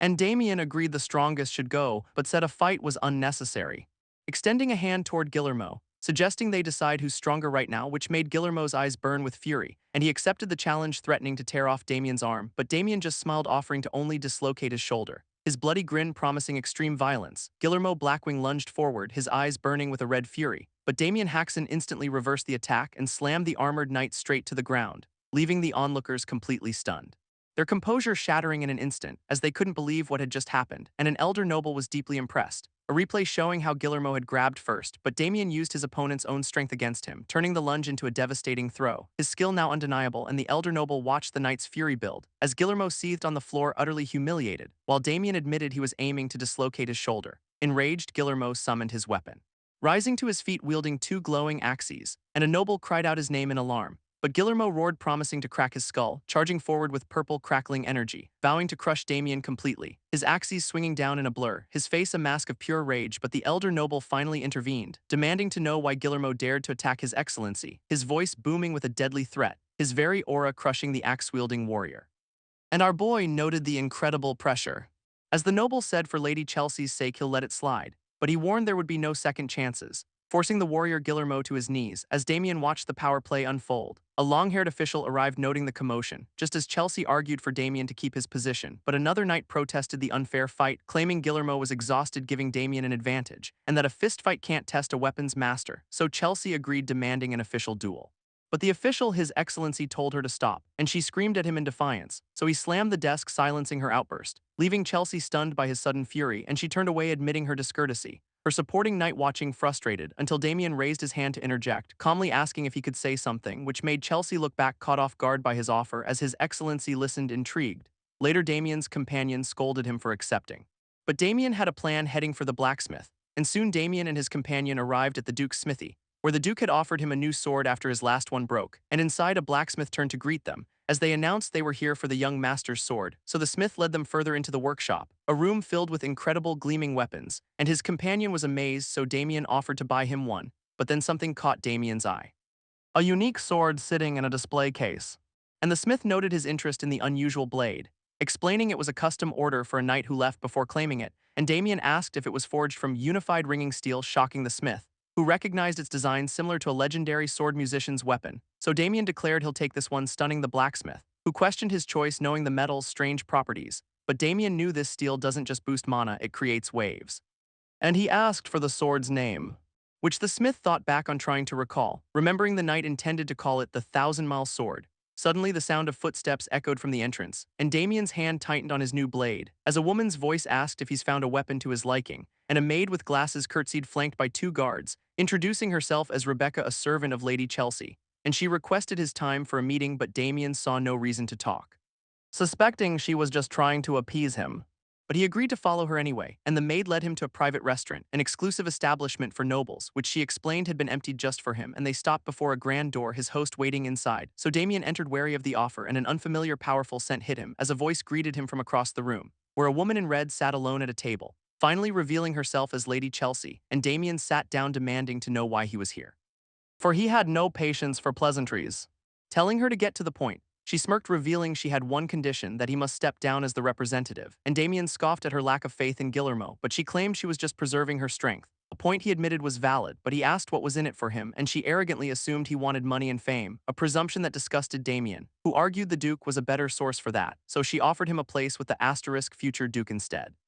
her crimson eyes narrowing with intent, as she gave him an ultimatum, telling him that time was running out and to tell his father he would step down. His head bowed, shrouded in shadow, but then he looked up with a defiant smirk. She was shocked by his refusal, as he mocked her failed charm fragrance, a form of dark magic that manipulates affection. But his past life's knowledge gave him an edge, allowing him to sense the trap upon entering the room, for this scent is potent enough to enslave anyone. But his authority of greed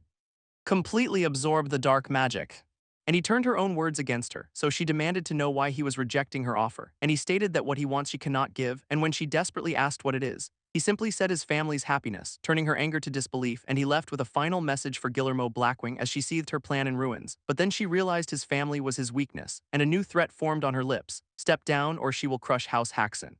He slammed her down onto the bed, his hand closing around her throat, and she struggled, demanding he let go, just as guards burst in, alerted by the noise, charging forward to defend Lady Chelsea. So he calmly released his grip, and with a single snap of his fingers, he moved in a blur of blue light, the lead guard stopping stunned, before both guards collapsed, instantly defeated, and he told them to use a potion or it's over. Then he turned to the woman Chelsea Goldpixi, saying that ending her now would be too merciful.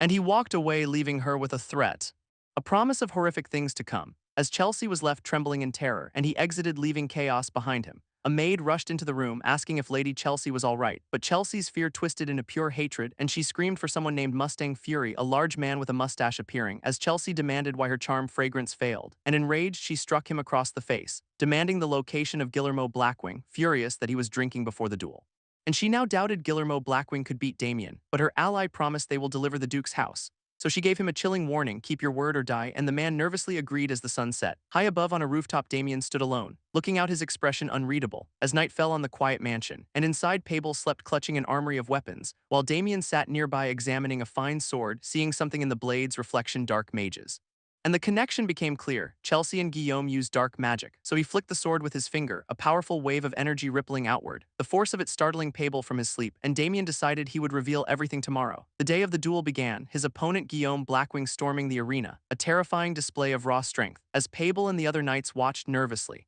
and Pabel admitted that, by reputation, Guillaume should win. While the others were thrilled to be free of Damien's training, remembering his ruthless one-sided beatings, and Pabel wanted him to lose but he hesitated, and as Damien entered, Pabel shouted for his master to win. Damien Haxon faced his opponent, the arena set for a duel, and the warrior Sir Guillaume smirked with absolute confidence, but Damien just stretched, feigning a stiff shoulder. A powerful noble arrived to oversee the match, declaring the winner will become the new representative. And he asked everyone to accept the results gracefully. But his daughter secretly backed Sir Guillaume to win, and the noble held up a handkerchief, throwing it, signaling the duel's start, as Guillaume summoned a massive glowing battle axe, taunting Damien, calling his acceptance a mistake, his grip tightening ready to prove his point, and he lunged forward, calling himself the wild beast, his axe swinging down with immense force, but Damien countered with a single finger, a ripple of blue energy warping the air, causing Guillaume's eyes to widen in shock, as a powerful force slammed into him, and he dug his axes and skidding to a halt, staring in disbelief, wondering what just happened. The noble's daughter and her maid were stunned, while the noble himself seemed intrigued by the strange technique. An enraged Guillaume charged again, screaming about sorcery, but Damien calmly prepared another wave of energy, a blast of blue energy slamming into the warrior, who glared forward filled with pure hatred, the force rattling him to his very core, his face contorting in agony and rage. And he stumbled, losing his grip on his axe. The warrior seething, his fury boiling over, but our boy had had enough of this game, raising a sword of pure brilliant light. As the attack descended upon his cornered foe, a scream tore from the warrior's throat as dark energy erupted, and the entire court watched in stunned silence, knowing something was terribly, horribly wrong, as a black vile substance erupted from him, pooling on the broken arena floor, and the nobles questioned what was happening to Sir Guillaume. But the red-clad woman realized the horrifying truth. As Guillaume collapsed into the black ooze, his body convulsing, racked with pain, and the MC revealed the warrior's true nature, calling him out as a fake knight, the truth finally being exposed, that his opponent was nothing but an imposter, an accusation that echoed through the court, leaving every spectator frozen in shock, and our hero confirmed it without hesitation. Damien explained he was a fake knight using dark magic, and the nobles were stunned by the revelation, worrying about the church's inevitable involvement. As the head of the house stared down, processing, and he asked Damien if he knew the truth all along, to which Damien admitted he stayed quiet to find the mastermind, a confession that made the patriarch grip his chair, shocked, as Damien revealed dark mages had infiltrated the estate, and the person who brought them in was Lady Chelsea. She desperately pleaded her innocence to her father, but her father's face twisted in rage, and he covered his face in shame and fury,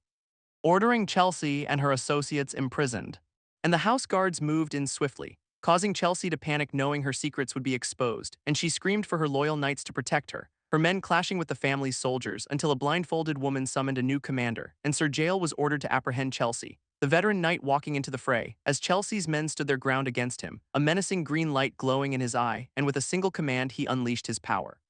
her guards freezing, terrified by his high-level aura. And one guard screamed for her to escape, but an assassin's blade glowed with green light, cutting through her protectors in a flash. Elsewhere, a woman screamed in terror, and a young man was frozen with fear, as Lady Chelsea watched her last guard stand firm, but they were instantly cut down, her expression hardening with rage, and she screamed over the bodies of her men as a new powerful enemy approached her, and she saw the killer reflected in her eyes. Terrified, she scrambled away from him.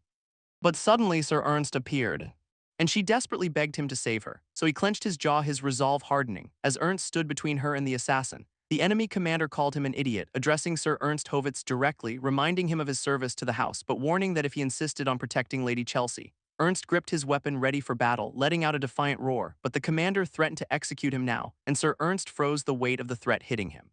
So he bowed his head, conflicted and cornered, as the red-clad woman stared while her knight collapsed, and suddenly guards seized her from behind. She was dragged before her father, pleading her innocence, but he silenced her, calling her a worthless thing, claiming her actions had doomed their entire family, spitting that taking her in was his life's greatest mistake, and her world shattered in a single tear-filled moment, as he ordered the guards to silence her and take her away, a gloved hand smothering her desperate cries. And she was dragged across the courtyard as two officials watched, her father turning his back on her completely, and through muffled screams her eyes burned with pure rage as a new man with a sword stepped into the courtyard, a cold, triumphant smirk playing on his lips. A few days later in a dark dungeon, a prisoner's screams echoed through the stone halls as a torturer pressed a hot brand against him, and the captive revealed a secret about Lady Chelsea's scent.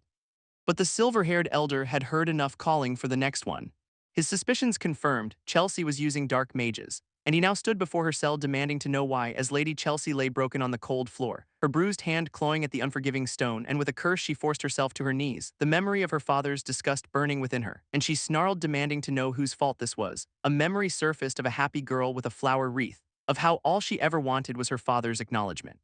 But his rejection was swift and cruel. The flowers falling crushed on the ground, his gaze utterly empty, and she screamed, still haunted by his cold eyes. Now that she was locked away in a dark cell and a young man, the MC, brought her a meal, she looked back, her eyes filled with defiance, her trembling hand reaching for the bread, and she ate, determined not to let it end here, for no matter the humiliation she would survive. As he watched her from beyond the bars, silent. Later, the MC returned to his quarters, announcing his training for the day was done, and a servant greeted him as young master, informing him he'd been summoned by the head of the family, and in a grand room wine was poured, as he sat with the very man from Chelsea's memory, and the MC complimented the drink playing along, while the long-haired man took a slow sip, watching our boy with a placid smile, and he offered a special cheese to pair with the wine, a gesture the MC cautiously accepted. He's decided to let the church handle Chelsea.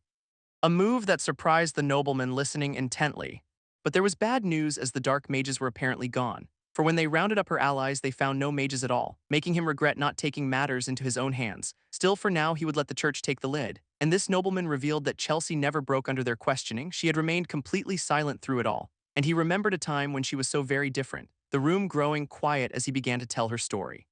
Chelsea's mother, he explained, was just a commoner, a woman he had met by chance who eventually bore his child. And at first he was deeply ashamed of her low birth, fear filling their early lives, so he made the decision to cast them both out. But years later, a flicker of curiosity finally sparked within him, and he ordered an investigation into the child he'd abandoned, learning that the mother had died from the plague. But the child Chelsea had somehow survived all alone, so he brought her into his household, a most uncharacteristic move. Perhaps he mused it was simply because she was family. But he wondered if she ever truly saw him as a father, or if this was all just a desperate bid for his approval. Lamenting the normal life she could have had, and blaming the wine, he apologized for his long story, just as a panicked servant rushed into the Duke's study, where the Duke, sitting with our boy, demanded an explanation, and the servant stammered out some terrible news about Lady Chelsea, causing the Duke's calm expression to completely shatter. In a dark dungeon, two guards were screaming in absolute terror, a horrifying sight reflected in their wide eyes, for Lady Chelsea's body was hanging from the ceiling, and days later a young servant complained to the young master, lecturing him about mixing the laundry, but our boy was lost in his own thoughts, watching the Duke standing alone by the window. As 4 days had passed since Chelsea Goldpixie's death, her passing officially ruled a suicide, and the guards involved had been dealt with, while as a final punishment she was buried in an unmarked grave, making it seem as if the family crisis was over for now. But the young master knew his enemies would not stop here. A thought broken when the servant snapped him out of his brooding, and he dismissed the boys whining, walking him down the hall, while later that night a pink moon glowed in the sky, and a man with pointed ears stumbled through an alley, suddenly slamming against a wall, his body transforming into a small creature on the ground, as a mysterious man loomed over him, whispering Chelsea's name. Remembering a younger Chelsea so happy and innocent, the attendant looking flustered by a gift of flowers, a memory surfacing of the young Lady Chelsea, who explained the flowers were special to her parents, certain they would bring her father great joy, her innocent smile warming his heart, and he had agreed, his face beaming with happiness. But the memory faded into present-day anguish, and he collapsed, crushed by his failure to protect her, his fist slamming into the stone ground. As he screamed at himself for his own weakness, the night was silent under a blood-red moon as he gasped for air, lost in his grief, when suddenly a figure approached from behind, a maid calling out his name, Sir Ernst Hovitz, and Ernst looked up shocked to see the maid Rebecca, before exploding with rage and lunging at her, grabbing her and blaming her for Lady Chelsea's fate. She struggled to speak as he tightened his grip, and he accused her of consorting with a demon, but through gasps she begged him to help her get revenge, causing him to shove her away, confused by her words. As she revealed the terrible truth, Lady Chelsea was tortured to death and Rebecca fell to the ground exhausted, while Ernst loomed over her demanding proof. But she simply asked him to remember the woman he served. The ponytail man hearing a grim report as the maid described a body marked by extreme harm, and he clutched his head, horrified by the fatal wounds, while she accused the Duke of staging a suicide to hide his disgrace, a thing the man realized the Duke was truly capable of. The maid grabbed him, admitting she had ulterior motives at first, but the victim had shown her the warmth of a sister, and she pressed his hand to her face, refusing to let this go, vowing revenge on the duchy for everything they did, and to do that she needed Sir Ernst's help. Just as a purple light erupted from her heart-shaped pendant, the magic surging into Ernst, his mind snapping, his eyes glowing purple, now completely under her control, and he asked what she wanted him to do. A wine bottle clattering onto the cobblestones. As the enchanted Ernst walked away down the dark alley, and a stout hooded man appeared behind the maid, congratulating her, relieved the enchantment had worked, musing that everyone has a weakness in their heart, and if that weakness grows, enchantment becomes easy. For in Hovitz's case, that weakness was Chelsea, but the maid just laughed, calling him a fool, for he had no idea they were the ones who orchestrated Chelsea's death, and she asked her boss if they truly must target Damien Haxon. The boss confirming it, as their spy said Damien was the one who killed Agido. Night fell on the grand training hall, and inside our boy meditated, gathering his energy, while from the shadows glowing eyes watched his every move. A candle flame suddenly flickered, and he sensed the attack coming just as wooden swords slammed into the empty floor where he'd been, for he was already above them, calling their attempt a pity, even as a shadowy trainee lunged with a blade, but our boy's counterkick was devastating, sending the purple-haired trainee flying, who gritted his teeth in frustration, the ambush having completely failed, and the MC looked down on them, calling them all pathetic, scolding them for failing such a simple ambush, the trainees believing they were doomed. But he suddenly announced that sparring was over for the day, and they looked up in disbelief, questioning his decision. The purple-haired trainee relieved but still confused, as he told them to rest for the match in 2 days, and that they must think carefully about what he's taught them, but all they could remember was getting brutally beaten. And he realized none of them understood his true intent, that this sparring was never about simple physical training. But then his eyes caught something, and he smiled, realizing one person had finally understood. 3 onlookers watched with great anticipation, and Damien smirked, eager for the coming match, as the scene shifted to the vast leafy plains, where Damien arrived with the Duke's faction at their camp. And the Duke asked for his assessment of the enemy, Damien confirming they were a high-level army, that it was more than just their impressive equipment, for each soldier possessed formidable skill, causing the Duke to scoff at his rivals' only talent, training soldiers, while Damien listened, taking it all in. A messenger arrived from the Marquis's side proposing a meeting, and the Duke's hand tightened on his reins, but he agreed and they rode forward, while in the enemy camp a man was yelling for Michael to wake up. The Marquis kicking his son's bed in frustration, furious at his son's laziness, and Michael Lionbloom, the eldest son, woke up annoyed, dismissing his father's urgent pleas about the duel, which made the Marquis seethe with rage, declaring he would face the famed Damien by himself, and that name made Michael flinch, as he learned Damien was the Duke's chosen representative, a sinister grin spreading across his face as he summoned his GRATSWORD. And outside, the Duke's party waited for their rivals, the Marquis' group finally arriving, earning a sharp rebuke, while a mustached noble scoffed at his rival's temper, their animosity crackling in the air between them. An older man, Sir Jael, interrupted the standoff, just as the noble tried to recruit him by insulting his current house, when suddenly our boy appeared before them, the noble's eyes narrowing with vengeful fury, for he recognized the man who defeated his knights. But a strange, unsettling aura now surrounded the kid, and the proud noble felt an unfamiliar sense of dread, sensing a potential that could one day rival his own son Michael, a realization that hit him like a physical blow. A voice called out a name, Damien Haxon, and our boy Damien glanced over completely unimpressed, but the noble's son Michael tensed, his eyes flaring red as he prepared to attack, his hand flashing towards his sword hilt, lunging forward in a blur, the blade drawn in an instant, his gaze locked on Damien. But his father grabbed his arm, yelling for him to stop. The noble, unable to believe his son had acted so rashly, Sir Jael scolded Michael for drawing a weapon, reminding him it was a grave crime against a noble, and his father tried to make excuses for his son's foolishness, wondering if his body had moved on pure instinct, seeing Damien as nothing more than a wild beast. But the Haxon head saw an opportunity, offering to overlook the entire incident, but only if he could add new terms, a crafty smile spreading across his face. The Lionbloom head gritted his teeth, but he accepted every single condition, turning to leave with Michael, as the Haxon family waved them off smugly, and the head asked why Michael had drawn his sword, but Damien just shrugged, playing innocent, though the old man suspected the truth. Michael glanced back, a new fire burning in his eyes, and his father scolded him for being so reckless, but Michael was focused on only one thing, that Damien knew his every move, and he had finally found a worthy rival, his father seeing the change in him, and when Michael suddenly remembered the consequences, his father told him not to worry at all, declaring victory for their house as the Lionbloom banner flew high, and the duel was set to begin. The Haxon side strategized their first move, while a hulking man from the opposing side spoke up, a new knight arriving on the field, Sir Vincenz, who offered a better candidate for the duel, the black-robed men knowing he trained their failures, and he was wary of someone stealing his credit, but the young master allowed him to make the choice, and with a smug grin Vincenzo agreed. A spear slamming into the ground. As the first duel knight Fabian Vincenzo was presented, his very own son vowing to win back their honor, The others acknowledged the son's talent as our boy watched the scene unfold, and his opponent was revealed to be Ronald of Lionbloom. The two knights facing off as the duel began, Fabian proudly announcing his noble house, while Ronald replied that he had no family name, causing the noble to scoff at facing a mere commoner, but Ronald just mocked him for fighting with words. And the battle started in a blur of motion. Fabian lunged determined to show the difference in their status, the crowd watching the first move, as his weapon glowed with a powerful blue aura and he swung down with furious intent, a fierce cry escaping his lips. But the massive strike hit nothing but air, Ronald sneering, calling the attack pathetic, and the blonde warrior scoffed at his opponent's status. But the commoner met his strike head-on. A dark energy attack descended from above as the green-clad leader watched the duel unfold. And one of the soldiers cried out in despair. For the blonde warrior dismissed the rules of status, declaring the match over and firing his opponent, a smirk of absolute confidence on his face as the first duel went to House Lionbloom, their banner flying high in victory. Back at their camp, the loser Fabian was in agony, and the MC Damien thought his fighter was simply too weak, while the leader cursed their ruthless opponents, the victor's brutality shocking the onlookers, and his men were panicking, urging Damien to fight. But Damien had a strategy in mind, revealing he had a secret weapon for round 2, choosing a terrified young knight named Pable, telling him to trust the harsh training, his comrades rallying behind him with cheers, and though the leader questioned the choice, Damien was confident, guaranteeing a victory which unsettled his own men. Pable was announced taking his place in the arena, his legs trembling with fear and uncertainty, as a familiar dark power descended upon him, the purple-clad knight staring up at a towering opponent. And this silver knight introduced himself as Huey Celishan, his opponent Pable stammering his own name in fear, while Huey admitted his disappointment, for he was expecting Damien, deciding to end this quickly and take the win. But Pable steeled his nerves, knowing he must focus. Their swords met in a flash of red light, the impact sending a shockwave through the air, and Pable was knocked to the ground, barely recovering, which surprised Huey, who admitted the block was unexpected.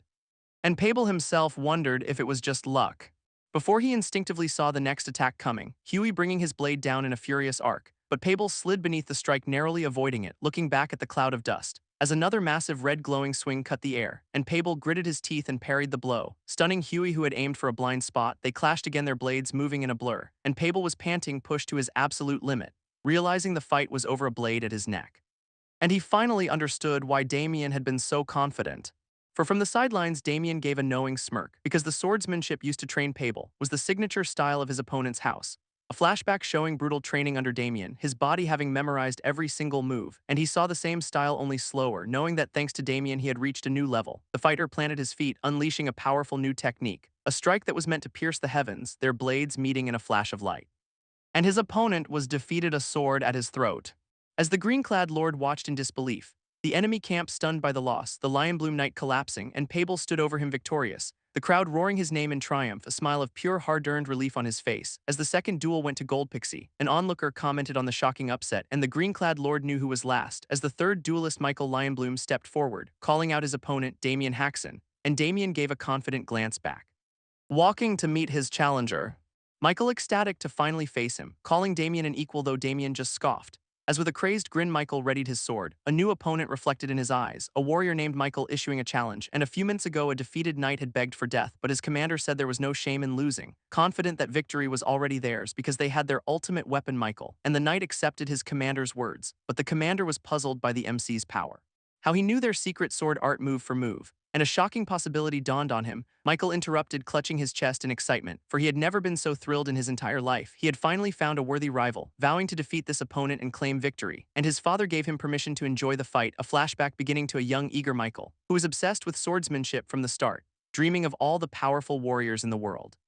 But that excitement quickly began to fade, as even the strongest knights were no match for him, winning becoming a dull, meaningless routine. The thrill of the fight completely gone, and he eventually put his sword down in boredom, leaving a trail of broken opponents behind him, until one day a new challenger appeared, the blonde challenger recalling the moment when he first met Damien Haxon, and now they faced off in an open field, the challenger gripping his sword, smiling, begging Damien not to disappoint him, and Damien's eyes widened slightly. As the challenger lunged with incredible speed, his gaze locked full of intent, but his blade was stopped cold. Even though Damien hadn't even drawn his weapon, he countered with a powerful kick, the challenger's eyes widening in disbelief as the blow connected with brutal force, sending him hurtling through the air, and he tumbled hard across the ground, but he rose with a crazed smile, charging again even faster than before, his face a mask of pure exhilaration, dashing low ready to strike.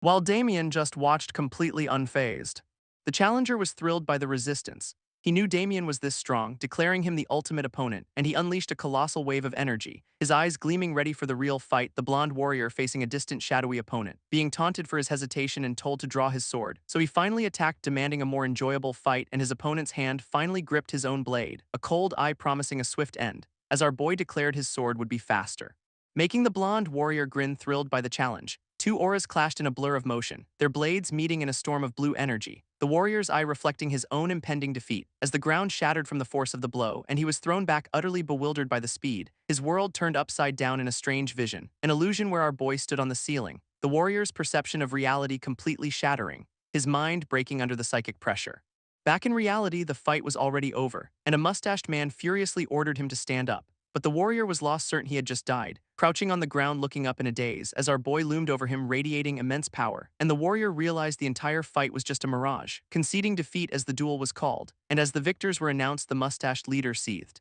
That night the winning side celebrated around a campfire, the victor raising his glass with a wide grin, while Marquis Lionbloom gritted his teeth in humiliation, struggling to contain his fury, as the host approached offering a truce, pouring a drink for his defeated rival, a gesture that was a thinly veiled insult. Elsewhere, Michael's brother was starstruck by our boy, still flustered, unable to process what had happened, admitting he could sense our boy's immense power, and he couldn't believe Michael had surrendered without a fight, taking a drink lost in thought, while our boy watched, seeing the host's arrogance. How he appeared generous on the surface, but this entire banquet was just for mockery. But regardless, our boy's objective was complete. He had secured victory for the Duke's household, the campfire burning brightly in the night. Though he knew there were still matters to resolve, he looked up as a shadow fell over him, Michael's brother approaching with two drinks, pouring a glass, confessing his deep respect, which caught our boy completely off guard, for the blonde noble never expected to meet a peer. And a flashback revealed Michael's ability, super senses, confirming he had engaged our boy in a mental battle. In that very moment, Erwin finally saw the truth, a being of immeasurable and terrifying power, a monster that filled him with a sense of true fear, and Damien simply told him that this fear was what had saved him, leaving a humbled Erwin to admit how vast the world truly was, as he eagerly asked the victor for any advice he could offer. But Damien warned him that talent alone is never unique, for there are others in the Empire who are far greater, telling Erwin that he must never grow arrogant from his own strength, as Damien admitted he once thought himself the very best, until a skeletal mage completely shattered his pride. And when Erwin asked if he now lives by that lesson, Damien just scoffed, declaring that he knows he's the best now, clarifying that only the absolute strongest have the right to be complacent, and Erwin could only absorb this contradictory yet powerful advice. Just then, a long-haired noble approached them with the Marquis, noting their sudden and surprisingly intense friendship. So Damien helped Erwin stand to properly greet the man, who announced that his business with the Marquis was now done, and Damien eyed him carefully, sensing a hidden meaning in his words, as this noble announced Damien's reward for his victory, mentioning he had to persuade the stingy Marquis to agree to it, which earned him a sharp glare from the Marquis, who could not forgive Damien. And he grabbed our boy, his face a complete mask of rage. But then he offered a shocking half-hearted apology, a reluctant apology for his earlier actions, though he still stubbornly refused to open the family vault, instead pulling out a small ornate box, a gift meant to serve as both his apology and the reward, which he opened to reveal a shimmering magic ring, a spatial artifact crafted by the legendary White Tower, capable of storing up to 100 kilograms of items. And our boy was stunned by its immense, undeniable value. Deciding this was a more than acceptable trade, so he took the ring from the Marquis's outstretched hand, who then offered him other fine weapons from his collection, and his companion suggested he should ask for a sword, but our boy had something entirely different in mind, making one more rather unusual request, asking only for a simple bow, a choice that left the Marquis completely confused, though he claimed it was merely a gift for his brother's upcoming marriage. Elsewhere, under the cover of night, a lone house sat in silence, where a young man with glasses stared with an intense expression, before he suddenly felt an inexplicable chill run down his spine. The scene then shifts back to the Gold Pixie estate, where the estate's lord asked why he was leaving so soon, and our boy simply said it was time for him to go home, but the lord asked him to wait just one more day, as he wanted to arrange a proper nightly escort for the journey, and Damien decided to accept this generous offer of goodwill, bowing his head as he formally accepted his new role, offering a final thank you before his departure. And with that, the journey home began at last. Damien rode alongside his newly appointed escorts, his attendant absolutely thrilled to finally be leaving, expressing his relief that the whole incident was finally over. But his poor choice of words earned a sharp glare from Damien, and when the attendant began complaining about having to walk, Damien threatened to whip him back into shape right then and there. So as dusk began to fall, a knight suggested they make camp, and Damien gave the order to stop for the night. A deep quiet settled over the forest as night fell, and they all gathered around a small, welcoming campfire, where dinner was served by the crackling flames, and the attendant invited the knights to join them for the meal, but the guards politely refused the offer, while Damien watched the entire exchange in thoughtful silence, recalling the emotional farewell back at the estate, how the trainees had begged him not to leave them, and how the young lord had thanked him for his invaluable training. While Damien acknowledged all of their hard work and dedication, and they all vowed to never forget the lessons he had taught them, then to his complete surprise they all bowed in unison. A final unified show of their immense respect for him, Damien watched his companions, a nervous sweat on his brow, a small smile appearing as he praised them for their efforts, and around the campfire the knights shared a brief moment of peace, until suddenly one of the guards whipped his head around, his partner tensing as the friendly mood was shattered in an instant, and a knight volunteered to check the perimeter, promising he would be right back, a strange glint in his eye, which made Damien's eyes widen, sensing the imminent betrayal, and he erupted in a wave of purple energy, striking down a nearby knight, the man screaming as the dark power consumed him completely, leaving Damien standing ready facing a new enemy in the woods, a red-haired man who smirked, surprised the Duke had sent escorts, dismissing them as weak, his hand glowing with a sinister power, his spear pulsing with that same dark, corrupting energy, as he stood confident that no one there could possibly stop him. But a lone knight stood his ground against a massive approaching shadow, his face filling with utter shock and horrified recognition. As the true threat appeared, the powerful Sir Hovitz, and the surviving knight screamed, asking why he had become a traitor, while Hovitz spotted more intruders emerging from the darkness, including a woman with glasses and a cruel, knowing smile. The red-haired man was suddenly caught in a strange, intoxicating spell, entranced by what he called a bewitching, irresistible scent, and Damien prepared a spell of his own, apologizing to the boy Victor before he swiftly knocked the kid unconscious for his own safety. As a man collapsed nearby, foaming at the mouth, his mind completely twisted by the spell, and his companion begged for it to stop, but the attack was merciless and swift, neutralizing the entire camp in a matter of moments. And the leader noted our boy's curious immunity to the spell, which his female companion found particularly intriguing, suggesting a slow, painful dissection to find out why, just as a masked mage emerged from the shadows, and the leader vowed to get revenge for Lady Chelsea, prompting Damien to draw his blade ready for a fight, mocking the man for his past cowardice, a taunt which clearly struck a deep, painful nerve, and the woman called him out for his cruelty, questioning his confidence against their superior numbers. But Damien revealed he already knew their identities, shocking her with his knowledge of their rank and faction. Though he simply said he had sharp ears, the leader dismissed his bravado, beginning to power up. As the three mages prepared a combined devastating assault, a massive spear of energy descending upon him, but Damien moved in a blur of motion, just as a new warrior intercepted the deadly blow, leaving the dark mages stunned by the sudden interruption, as his unexpected ally pushed their leader back. And Damien smirked, saying, "You're quite mistaken," for his backup had arrived, the knight Sir Sebastian Vincenzo. In a flashback to the Duke's office, Damien was thanking him for his generous support, but the Duke had one last serious request, concerning Ernst Hovitz, who had mysteriously vanished, and Damien listened intently, his expression hardening, as the Duke explained that Hovitz blames them for Lady Chelsea's death, warning that Hovitz and the Dark Mages would surely seek revenge. And our boy processed this dangerous new threat. So the Duke decided to assign him a personal guard, calling for the knight to enter the room, and a lone armored warrior stepped through the door, making Damien's eyes widen in recognition, for it was Sebastian Vincenzo himself, and the Duke explained he was the only knight available for the task, formally entrusting Damien's safety to Sebastian, and the knight vowed to protect him with his very life. Back in the present, Damien revealed the whole truth, that the Duke had given Vincenzo secret orders, instructing him to follow in secret a hidden guardian, because an obvious guard would have kept the enemy away. And this entire mission was a trap designed to lure out the mages, and now the vengeful Hovitz stood right before them, vowing that no one connected to Chelsea's death would be allowed to live, a grave accusation made by the cloaked warrior, while his masked companion listened with a smug smirk, as he vowed to avenge a death he could not forget, and to kill the Duke himself for what he had done, which made the knight Sir Sebastian call him completely insane. But the warrior offered to spare Sebastian's life if he stood down, an offer that the proud knight found deeply insulting. While Damien Haxon seemed unimpressed by the knight's display of pride, and the warrior admitted that Sebastian was once stronger, but now he was the one to unleash a new dark power, making Sebastian realize he'd resorted to forbidden black magic. And the masked man confirmed he'd undergone an enhancement ritual, a sacrifice of his own life force for immense, terrible strength, challenging them to witness his newfound might. Sebastian could feel the overwhelming, suffocating aura, knowing this warrior had clearly surpassed his old limits, as he closed the distance between them in a flash, unleashing a devastating attack of pure energy which caught Sebastian completely off guard, while Damien Haxon watched the violent clash unfold, as the attack erupted in a massive, blinding explosion. And the dust settled to reveal the widespread destruction. Massive scar torn across the forest landscape, but Damien Haxon remained completely unfazed by the display, as his opponent grinned drunk on his new terrible power, and the demon Hovitz roared with unrestrained power, his two cloaked allies watching in utter disbelief. But the knight Vincenzo managed to stand his ground, bluffing trying to buy some precious time, ordering Damien to run and get reinforcements, and Damien understood the sacrifice he was making, agreeing to Vincenzo's desperate plan. And with a final push, Vincenzo sent the boy away. So Hovitz turned to face his new opponent, but the cloaked mages moved to block Damien's path, as Hovitz unleashed another vicious attack, screaming Damien's name, refusing to let him escape, and a blade flashed in the darkness. As Vincenzo parried the powerful blow, the two warriors facing off in the ruined clearing, and Vincenzo vowed this would be a fight to the death, which made the enraged Hovitz curse his name, promising he would gladly grant that death wish. As they clashed, Damien sprinted through the dark forest, but a wave of dark magic closed in from behind, and another figure tackled him hard to the ground. As the two mages emerged from the shadows, mocking his futile and pathetic escape attempt, but Damien just smirked at their confidence, telling them they're the real fools for falling into his trap. The man held his captive facing the new arrivals, revealing that this was all a carefully laid trap.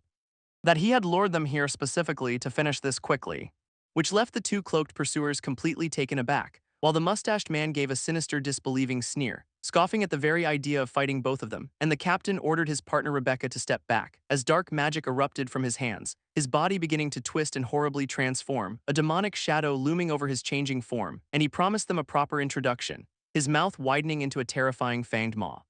As he revealed his true form, Captain Mustang Fury, and our boy recognized the black magic of the Frenzy faction, while the monster boasted of their faction's incredible strength, before Mustang Fury threw a devastating punch, which our boy blocked by crossing his arms, the impact shattering the ground beneath him, sending a wave of destruction ripping through the forest, and Mustang Fury was impressed he had withstood the blow, admitting the rumors about the kid were actually true, as our boy analyzed his foe's incredible power and speed. While monstrous tendrils whipped violently through the air, catching him in a relentless flurry of powerful strikes, slamming him hard against a tree leaving him stunned, and the shadow beast lunged forward for the kill, its crimson eye locking onto its target, as the man in the blue coat faced the crushing blow, but he activated Myriad Insight at the last second, effortlessly evading the devastating strike, his constant training and elixirs having finally paid off. And the beast roared in frustration, calling it a cheap trick. While the blue-haired swordsman prepared his counterattack, his grip tightening on the hilt of his blade, unleashing a net of brilliant blue energy that ensnared the creature, catching it completely off guard before he unleashed a powerful decisive slash, and the monster couldn't believe his hidden power. A new voice suddenly named him Damien Haxon, but the shadowy form began to reform itself, mocking him, declaring that his little tricks were useless, as the beast boasted of its dark mana regeneration. But Damien just smirked, completely unimpressed, saying he was actually hoping for a longer fight, though the creature's confidence remained absolute. But our boy was finally ready to cut loose. A flurry of slashes filled the forest clearing as the gray-haired man fought with everything he had, only to be pushed back by a vicious whipping tendril, the man already reaching his physical limit, and Sir Sebastian taunted his exhausted opponent, while the blue-armored knight refused to lose to black magic. So Sebastian brandished a glowing enchanted dagger, challenging the knight to last just a little longer, and the knight could only grit his teeth and endure, looking toward a distant battle hoping for Sir Damien's return. Elsewhere, a new fight was just getting interesting, as a massive pink monster grinned with pure malice, and a young swordsman smirked back ready to go all out, but the monster scoffed at the boy's foolish confidence, charging a sphere of dark energy in its gaping mouth, while the swordsman's eyes glowed completely unfazed. And the colossal beast unleashed its ultimate attack, a massive purple beam that incinerated the landscape, but our boy stood firm against the terrifying blast, his sword transforming its blade splitting with brilliant light, as he swung, projecting a powerful blue shield, and the monster was stunned, its attack completely blocked, leaving the swordsman standing untouched behind his barrier, which made it roar in absolute unbridled fury, just as a flash of blue light sliced through the beast, leaving a deep dark gash across its body. And the monster screamed that he wouldn't do it again. But our boy's eyes flared with cold, hard determination as he unleashed a blinding flurry of slashes, and the monster desperately tried to regenerate, but its healing power was suddenly failing because our boy revealed he knew its fatal weakness, and the creature demanded to know his source, but he just smiled, ready for the final blow. However, the monster revealed its hidden trump card, a signal sent from its glowing crimson eye,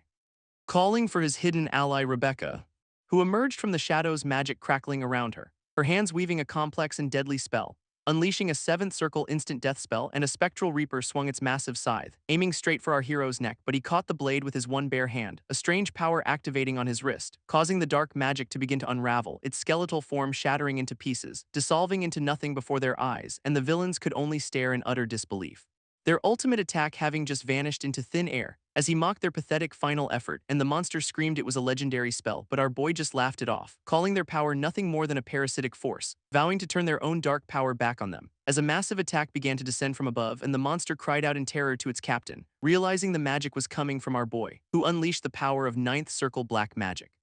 A level of power they had thought utterly impossible, which made the blue-haired woman freeze in absolute terror, and with a simple snap of his fingers, he unleashed a sphere of pure darkness, swallowing his targets in the crushing void, the spell tearing through them instantly, leaving him standing alone in the aftermath, a cold, satisfied smirk on his face, his hands splattered with dark, viscous blood. Later his companion finally woke up, noticing something strange on Victor's face, and Victor touched his cheek completely confused. As his companion saw the dark stains, and Victor looked at his own hands covered in the same substance, which made his companion collapse thinking he was dying, but Victor clarified it was just the enemy's blood, regretting that he killed them before getting any information. But he had another method in mind, reaching out to the pools of dark blood on the ground, and the SHADOWS on the ground began to stir, rising from the remains of the fallen mages, as two purple orbs of energy were summoned, hovering ominously in the dark night sky. For he had to extract the information from their very souls, and the captive spirits began to pulse with energy. As he reached out demanding they reveal their secrets, and a vision flashed through his mind of the pink-skinned warrior in a fierce, desperate battle, where a knight in blue armor was struck down, and a heavy foot stomped the ground beside him as the wounded knight struggled to get to his feet, and the spearman walked toward his fallen foe, promising to make the end quick and painless. But the knight Vincenzo vowed to take him down with him, until a new voice complimented Vincenzo's endurance, and the dark-haired man arrived on the scene, whom the pink-skinned warrior recognized with pure rage, as our protagonist calmly challenged the threat, warning him that one more step would mean his death. But the warrior grinned, dismissing the empty warning, lunging forward ready to strike him down, and a cold, confident smile crossed his face, dark energy crackling around his clenched fist. But the spear tip stopped just inches from his eye, caught effortlessly in his bare hand, and the defeated knight watched in utter disbelief, as Damien gathered dark energy in his open palm, unleashing a monstrous soul from within his hand. A creature that roared, a being of pure malice, and the elf-like man screamed as the corruption was torn from him, his eye reflecting Damien's cold, victorious smile. And though weakened, he lunged forward with a final threat, but Damien struck him down with contemptuous ease. And our boy smirked, revealing a critical weakness, that if the dark mage's soul is destroyed, their spells all vanish, and the curse unraveled from the fallen man's body. As the armored knight watched, stunned by the transformation, and Damien explained it was the dark mana leaving his system, so the knight Hovitz asked what happened to the other mages, and Damien helped the exhausted Hovitz to his feet, promising to give him answers on the way back to the estate. They arrived at the magnificent gold pixie ducal estate, where a man named Sir Sebastian greeted them inside, thanking Hovitz for protecting Damien, but Hovitz gave Damien all the credit, and Sebastian smiled, acknowledging the truth in his words, turning his gratitude towards Damien instead, as Damien confirmed the dark mages had been eliminated, adding that Hovitz was now free from their corrupting influence, and Sebastian praised Damien for purging the monsters from his house, trailing off, hoping the souls of those who had fallen could finally rest, his face shadowed by a painful memory. Damien then announced his intention to depart, but the Duke asked him to stay a little longer, insisting there was someone he absolutely must meet, and a cloaked woman entered the room, making Damien's eyes widen in complete shock, as a familiar face greeted him by his name. They met in a sunlit garden for a private conversation, watched from the bushes by the Duke himself, as an observer questioned Damien's frail appearance, but the Duke warned him not to be fooled by it.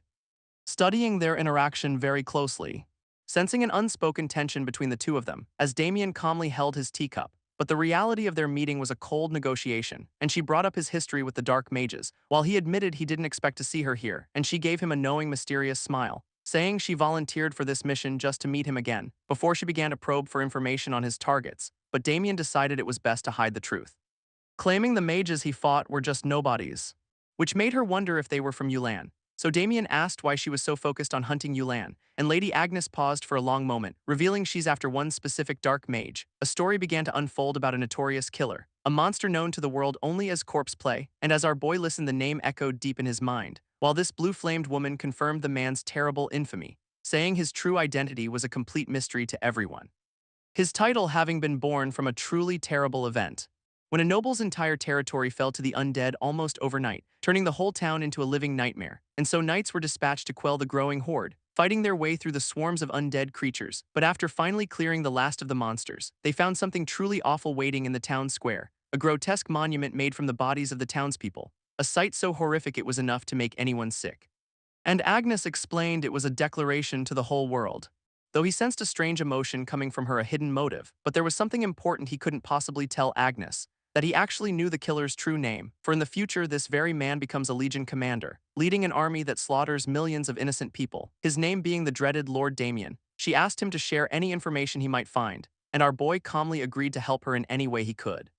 concluding his testimony and finally ending the long interrogation. As Agnes thanked him, their tense meeting now officially over, while Damien wore a confident, almost smug smile, knowing this difficult questioning was finally done, and so he asked for permission to leave the premises, which the Duke reluctantly agreed to, as a long-haired official dismissed him with a kind word, leaving him to walk past a peacefully flowing fountain. And meanwhile back at the Haxon estate, his sister was waiting anxiously just outside the gates, when a man named Abel came to find her there, telling her to stop worrying so much and come back inside. But she gently refused, unwilling to leave her post, prompting Abel to ask if she was truly that concerned for him, and she called Damien a gentle boy, though Abel remembered his true terrifying nature, for she feared for his safety, while Abel knew Damien was the real threat. As they stood together looking out over the rolling hills, she whispered a quiet prayer for his safe return, her eyes scanning the distant horizon.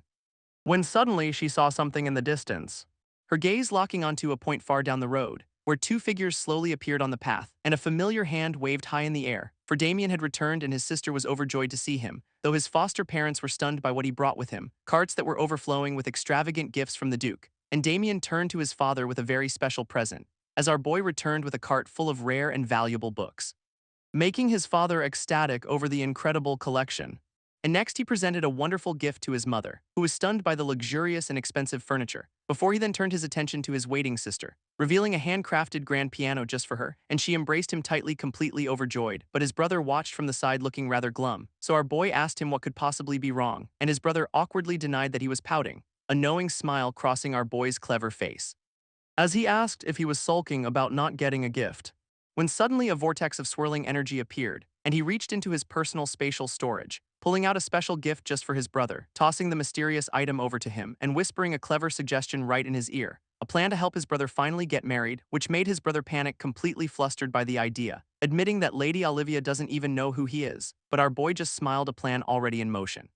revealing that a martial tournament was coming up very soon, a contest of swordsmanship for the region's best knights, though his brother had absolutely no fighting skill, which he assured him wouldn't be a problem at all, vowing to take his brother's place in the competition. A few days later in the town of Rivercross, a local tavern was buzzing with news of the tournament, the prize being huge, including the lady's hand in marriage, and one patron mocked his friend for even considering entering, before the conversation turned to a brand new rumor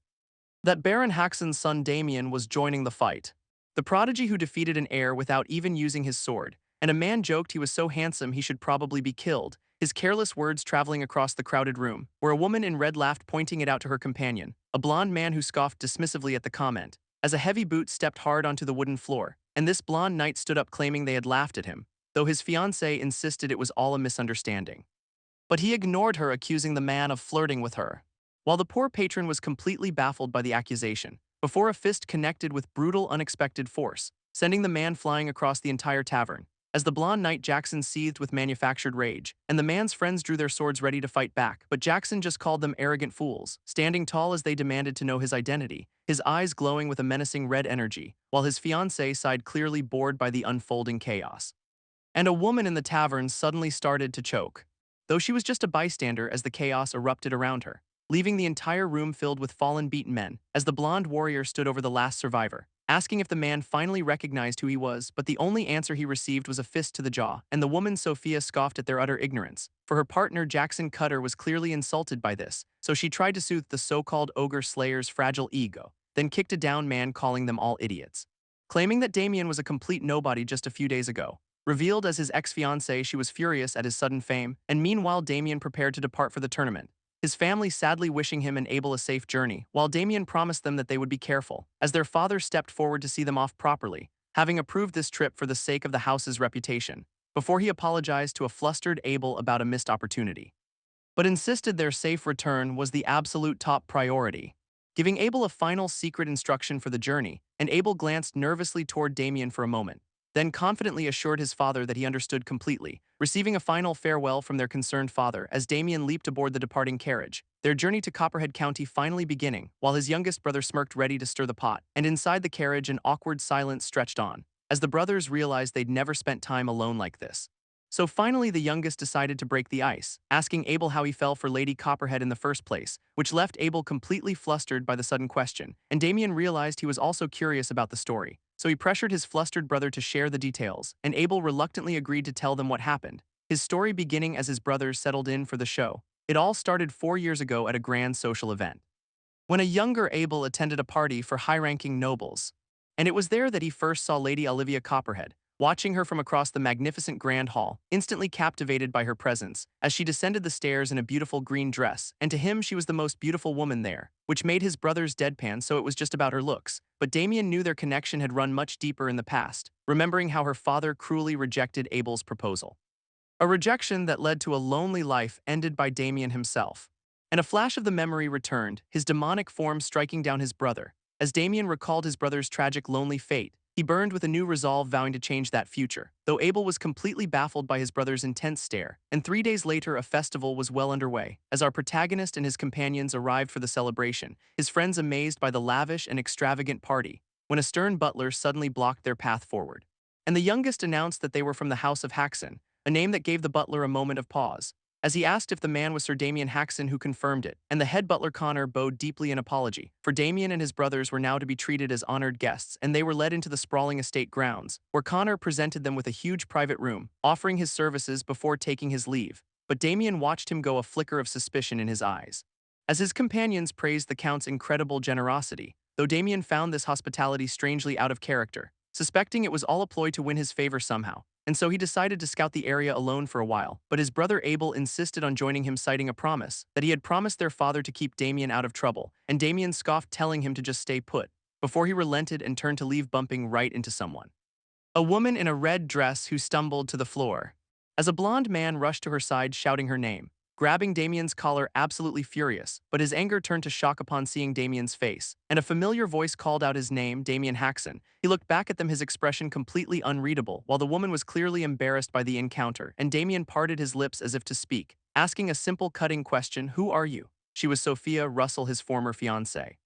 And Sophia seethed, wondering if he was just playing games with her, as Damien grabbed the blonde man's wrist, demanding he let go, and from a nearby tent his companion called out his name. This spectacled man, shocked by who he was seeing, recognizing the woman and calling her Sophia. So Damien asked his companion if he knew her, and he was reminded that this was Sophia, his ex-fiancée, her face flushing with a mix of anger and embarrassment, while Damien stared blankly at the stunned couple, and then the painful memory returned to him.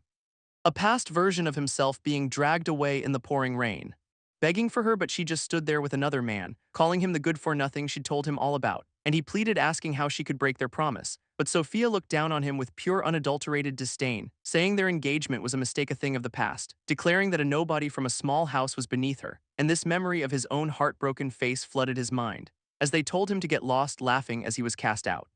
And his fist clenched, trembling with a deep burning rage. A memory of him charging forward in desperation, at the man who was holding the woman he once knew, but he was ambushed from the side, beaten down mercilessly, left broken and alone in the pouring rain, as his tormentor approached him slowly, taunting him for not knowing his proper place. The final insult before another brutal strike, his strength failing him completely in that moment, and in his eye her cold reflection remained, as Sophia watched uncaring as he was discarded like trash. And now in the present, Jackson faced them once again, while Sophia smirked, mocking his past weakness, asking why he was acting like a complete stranger, and his blonde rival laughed, calling him pathetic, his cruel intentions becoming perfectly clear, as he offered a hand in a gesture of false friendship, a veiled threat to teach him another lesson, and Damien calmly considered the outstretched hand, accepting the handshake with a disarming smile, but his rival's face twisted into a vicious, triumphant sneer, only for Damien to effortlessly lift him off the ground, leaving Sophia to only scream in utter shock, as a dark power emanated from Damien's form, and he slammed his old bully hard into the pavement, feigning an apology for his overwhelming strength, while the woman in red cried out her companion's name, Jackson, and a hand pushed up from the dusty ground, as Jackson rose to his feet completely enraged, drawing his sword, ignoring Damien's confident smirk, and with a furious snarl he prepared to attack. But Damien taunted him with a new rule: first nosebleed loses, when a voice cut through the tension, ordering Jackson to stop, and Jackson froze, terrified by his master's sudden arrival, as a man in a wide-brimmed hat emerged, impressed by Damien's growth, and Damien sized up the newcomer's powerful energy, this master asking Damien how far his power had truly come, before telling Jackson that the foolishness was over, though Jackson protested, pointing to his own bloody nose, but his master's eyes glowed with dark, silent authority, giving a final command: follow me. Jackson glared back, vowing revenge on Damien Haxon, while Damien watched confused as they simply began to leave. This mysterious master walking away without even a fight, but he turned slightly, introducing himself as Jacques Noir, promising that they would meet again very soon, and Damien watched them go, the threat hanging in the air, repeating the name, a thoughtful smile on his face, before Damien's expression turned into a predatory grin, and Jacques Noir felt it too. Something interesting was about to begin. As the city prepared for a grand and bloody tournament, and inside a blonde knight confronted his master, this master's expression turning suddenly sinister, his shadow warping into menacing sharp claws as he grabbed the knight's face, furious with him, and the knight choked out a desperate apology before he was thrown violently to the floor, this master revealing that he had just saved his life, which left the knight Jackson in utter disbelief, for his master warned of Damien Haxon's immense hidden power, and forbade Jackson from ever fighting him again. His only goal now was winning the tournament, though Jackson questioned the mission, mentioning his own engagement, and an explosion of dark energy silenced him completely, as Jackson trembled under his master's immense pressure, this master explaining it was all for the sake of his wish, a wish that Jackson knew nothing about, his hand glowing with a terrifying blue light, as he declared his ultimate ambition to reach the master realm. And Jackson stared up in utter speechless shock, this master ordering him to prepare for the fight, leaving to gather information on his potential rivals, while a woman named Sophia called out to Jackson, rushing to his side, her face filled with worry, and he held her, confused by his master's true goal. As a scarred swordsman vowed to get his own revenge, the scene shifting to the bustling tournament grounds, wherein the crowd heads were beginning to turn, for our boy had arrived, his nasty reputation preceding him.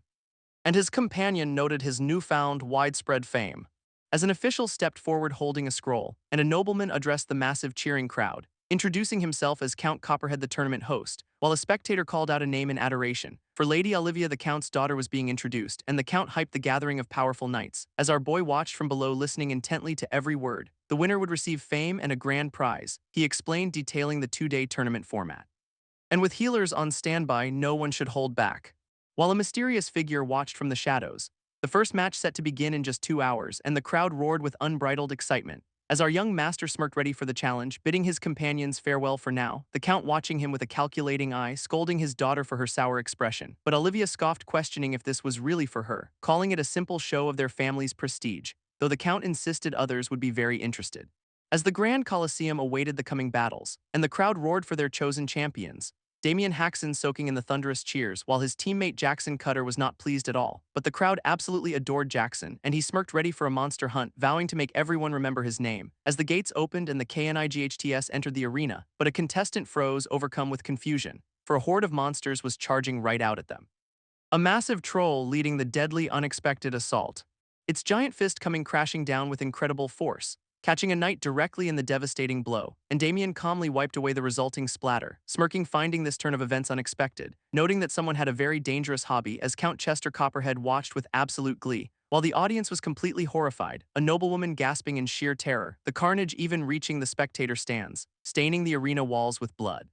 And panic erupted as the crowd realized the true danger. While in the VIP box, a young lady was aghast, her father coldly dismissing the knight's death, and she confronted him for releasing a troll, but he called it a necessary test. As the crowd roared for a man named Andrew Gradon, screaming for Gerda Vaughn to keep fighting on, and the organizer smirked, knowing the audience loved a thrilling spectacle, a tusked monster raging in the arena below, for people love watching others risk their lives from a safe distance, and the beast snarled, hungry for more battle, its deep wounds instantly regenerating before their eyes, making Andrew curse, realizing the monster's healing was too strong, as other knights charged forward while a man watched from the side, remembering he signed a waiver absolving them of responsibility for his death, and the monster raised its fists for a crushing blow, which Andrew blocked, admitting he was at a disadvantage alone, but with an ally he believed victory was still possible, and Gerda Vaughn unleashed a flurry of powerful slashes, her attack cutting deep into the monster's flesh, but the beast swatted her aside with immense force, though she landed on her feet ready to re-engage the fight, as a red-haired knight with a spear joined the attack, swinging his weapon in a wide, powerful arc,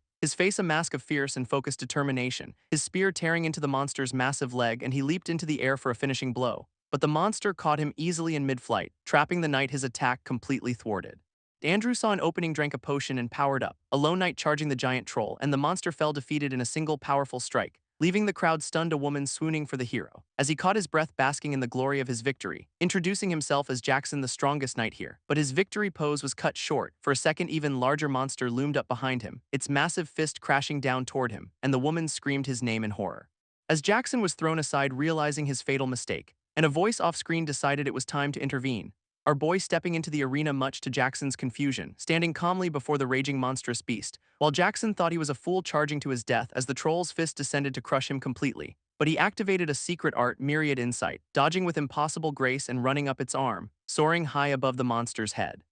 The beast looking up in pure primal terror. As he unleashed his ultimate attack, the Blade of Death, and Jackson could only stare in utter disbelief, our boy's eyes blazing with overwhelming, terrifying power, while in the crowd a spectator's jaw dropped, and he screamed the hero's name, Damien Haxon, and soon the entire stadium was chanting for Damien, as Count Copperhead laughed impressed by Damien's reputation, and two ethereal blades materialized in the air, while the blonde knight grimaced battered and sweating. And Damien scolded him for struggling against a mere troll, which made the knight's eyes flare with a furious blue light, and later that night a party began at the Copperhead estate, where guests whispered captivated by a handsome newcomer, as Damien and his friend arrived in stunning formal wear, his companion asking where he got such fancy clothes, and Damien smiled saying he bought them from a famous shop, a thoughtful gesture that touched his friend deeply, while all around them women swooned over Damien's appearance, and a wine glass shattered in a clenched, trembling fist. For the blonde knight from the tournament seethed with rage, unable to believe Damien was getting all the attention, the memory of his defeat fueling his burning jealousy, and he turned to his companion, a woman named Sophia, but Sophia was blushing, lost in thought about Damien, wondering if he had always been this handsome, as an attendant announced the host's grand arrival, and Count Copperhead and his wife made their entrance, a ceremonial brazier being lit to start the festivities. The Count welcoming his guests to the celebration, praising the fierce spirits of the tournament's knights, as Damien and his friend listened intently to the speech. As the host announced the winner's prize, the crowd murmured with eager anticipation to see it, and he plunged his hand directly into a burning brazier, causing the spectators to gasp in collective shock, though he told the startled crowd to remain calm, his hand emerging from the fire completely unharmed, a power that came from a glowing red treasure, which a young man in the crowd recognized instantly. And as the orb was displayed, a sinister man watched from afar. This man in the hat grinning, confirming it was finally here, for both of them knew its name, the Spirit Heart, while the host explained its simple flame-resistant properties, declaring it a treasure of immeasurable value, and that this very orb would be the grand prize, making the young man scoff at their ignorance of its true worth, because suddenly the prize had become very tempting. The host then dismissed everyone to enjoy the banquet. And with a snap of his fingers, he signaled for the music to begin, as an orchestra started to play for the gathered guests, and a grand multi-tiered cake was presented to the court. Soon a red-haired noble approached the host, who recognized him from a famous and well-known region, this noble offering what he called a modest birthday gift, presenting a rare cosmetic made from spirit powder, to which the host offered a polite but clearly unimpressed thanks.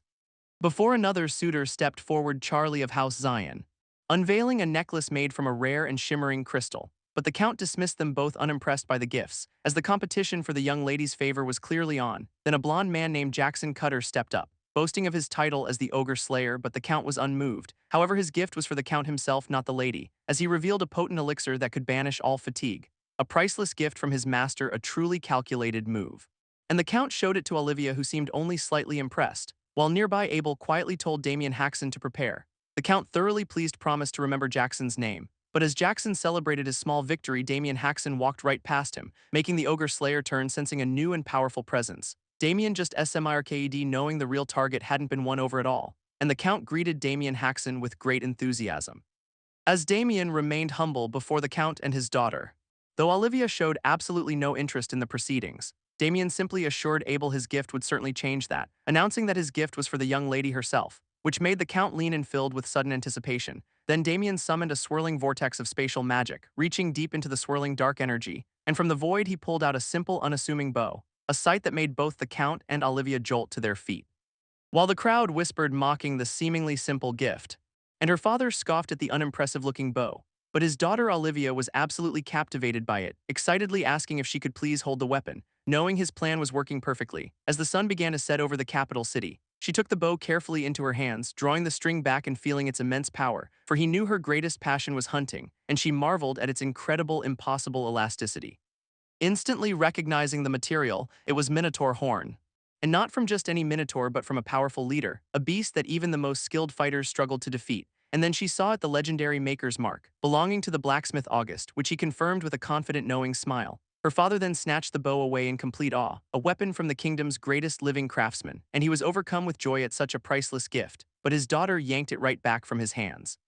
thanking Sir Damien, who quickly deflected the praise, giving all the credit to his quiet brother Abel, which turned her attention now fully onto the quiet brother. So Damien pushed the nervous Abel right into the spotlight, and she looked at him completely and utterly captivated. The Count, seeing his daughter's reaction, happily agreed to the arrangement, and Damien turned, calling out to a startled Abel, as his brother became completely flustered by the attention, but Damien encouraged him to seize this incredible opportunity. So Abel awkwardly introduced himself to Lady Olivia, knowing that for tonight he was the main character, but their important moment was suddenly interrupted, as Jackson reported to his master that their plan had failed, because Damien proved to be far more capable than they had ever anticipated, and the Haxon brothers were about to win everything, so his master decided it was time to intervene himself, while Jackson told his companion Sophia to wait behind, as he ascended the grand staircase toward the Count. And Damien watched him approach with a knowing smirk. The next day dawned brightly on the city, with Damien and Abel walking together through the streets, and Abel nervously asked why Damien was staring at him. So Damien began to tease him about his smooth talking last night, making Abel blush, boasting about his own capabilities, and Damien wished him well as a small child cheered him on, the boy wishing him the best of luck for the upcoming match, and in his mind Abel sent a silent thanks to Damien, who turned, somehow sensing his brother's sincerity. So Abel thanked him out loud for creating the chance with Olivia, which made Damien playfully summon a sword, but Abel was serious, believing this outcome was already decided, as his brother Abel watched on with some concern, for Damien had given him one simple mission: get along with Lady Olivia, a task Abel had accepted with a determined smile, and he and his friends rushed off toward the arena, because it was time for the second match of the tournament, where Damien unleashed a devastating energy-infused punch, blasting his opponent completely across the arena floor, ending the fight in just a single powerful blow, and from the stands his friends erupted in cheers. As Damien Haxon advanced to the final round, the crowd roaring its approval, but a hooded woman sat silently among them, and she approached Abel, who recognized her instantly, for it was Lady Olivia, and she looked absolutely terrified, delivering a chilling warning: Damien is in danger.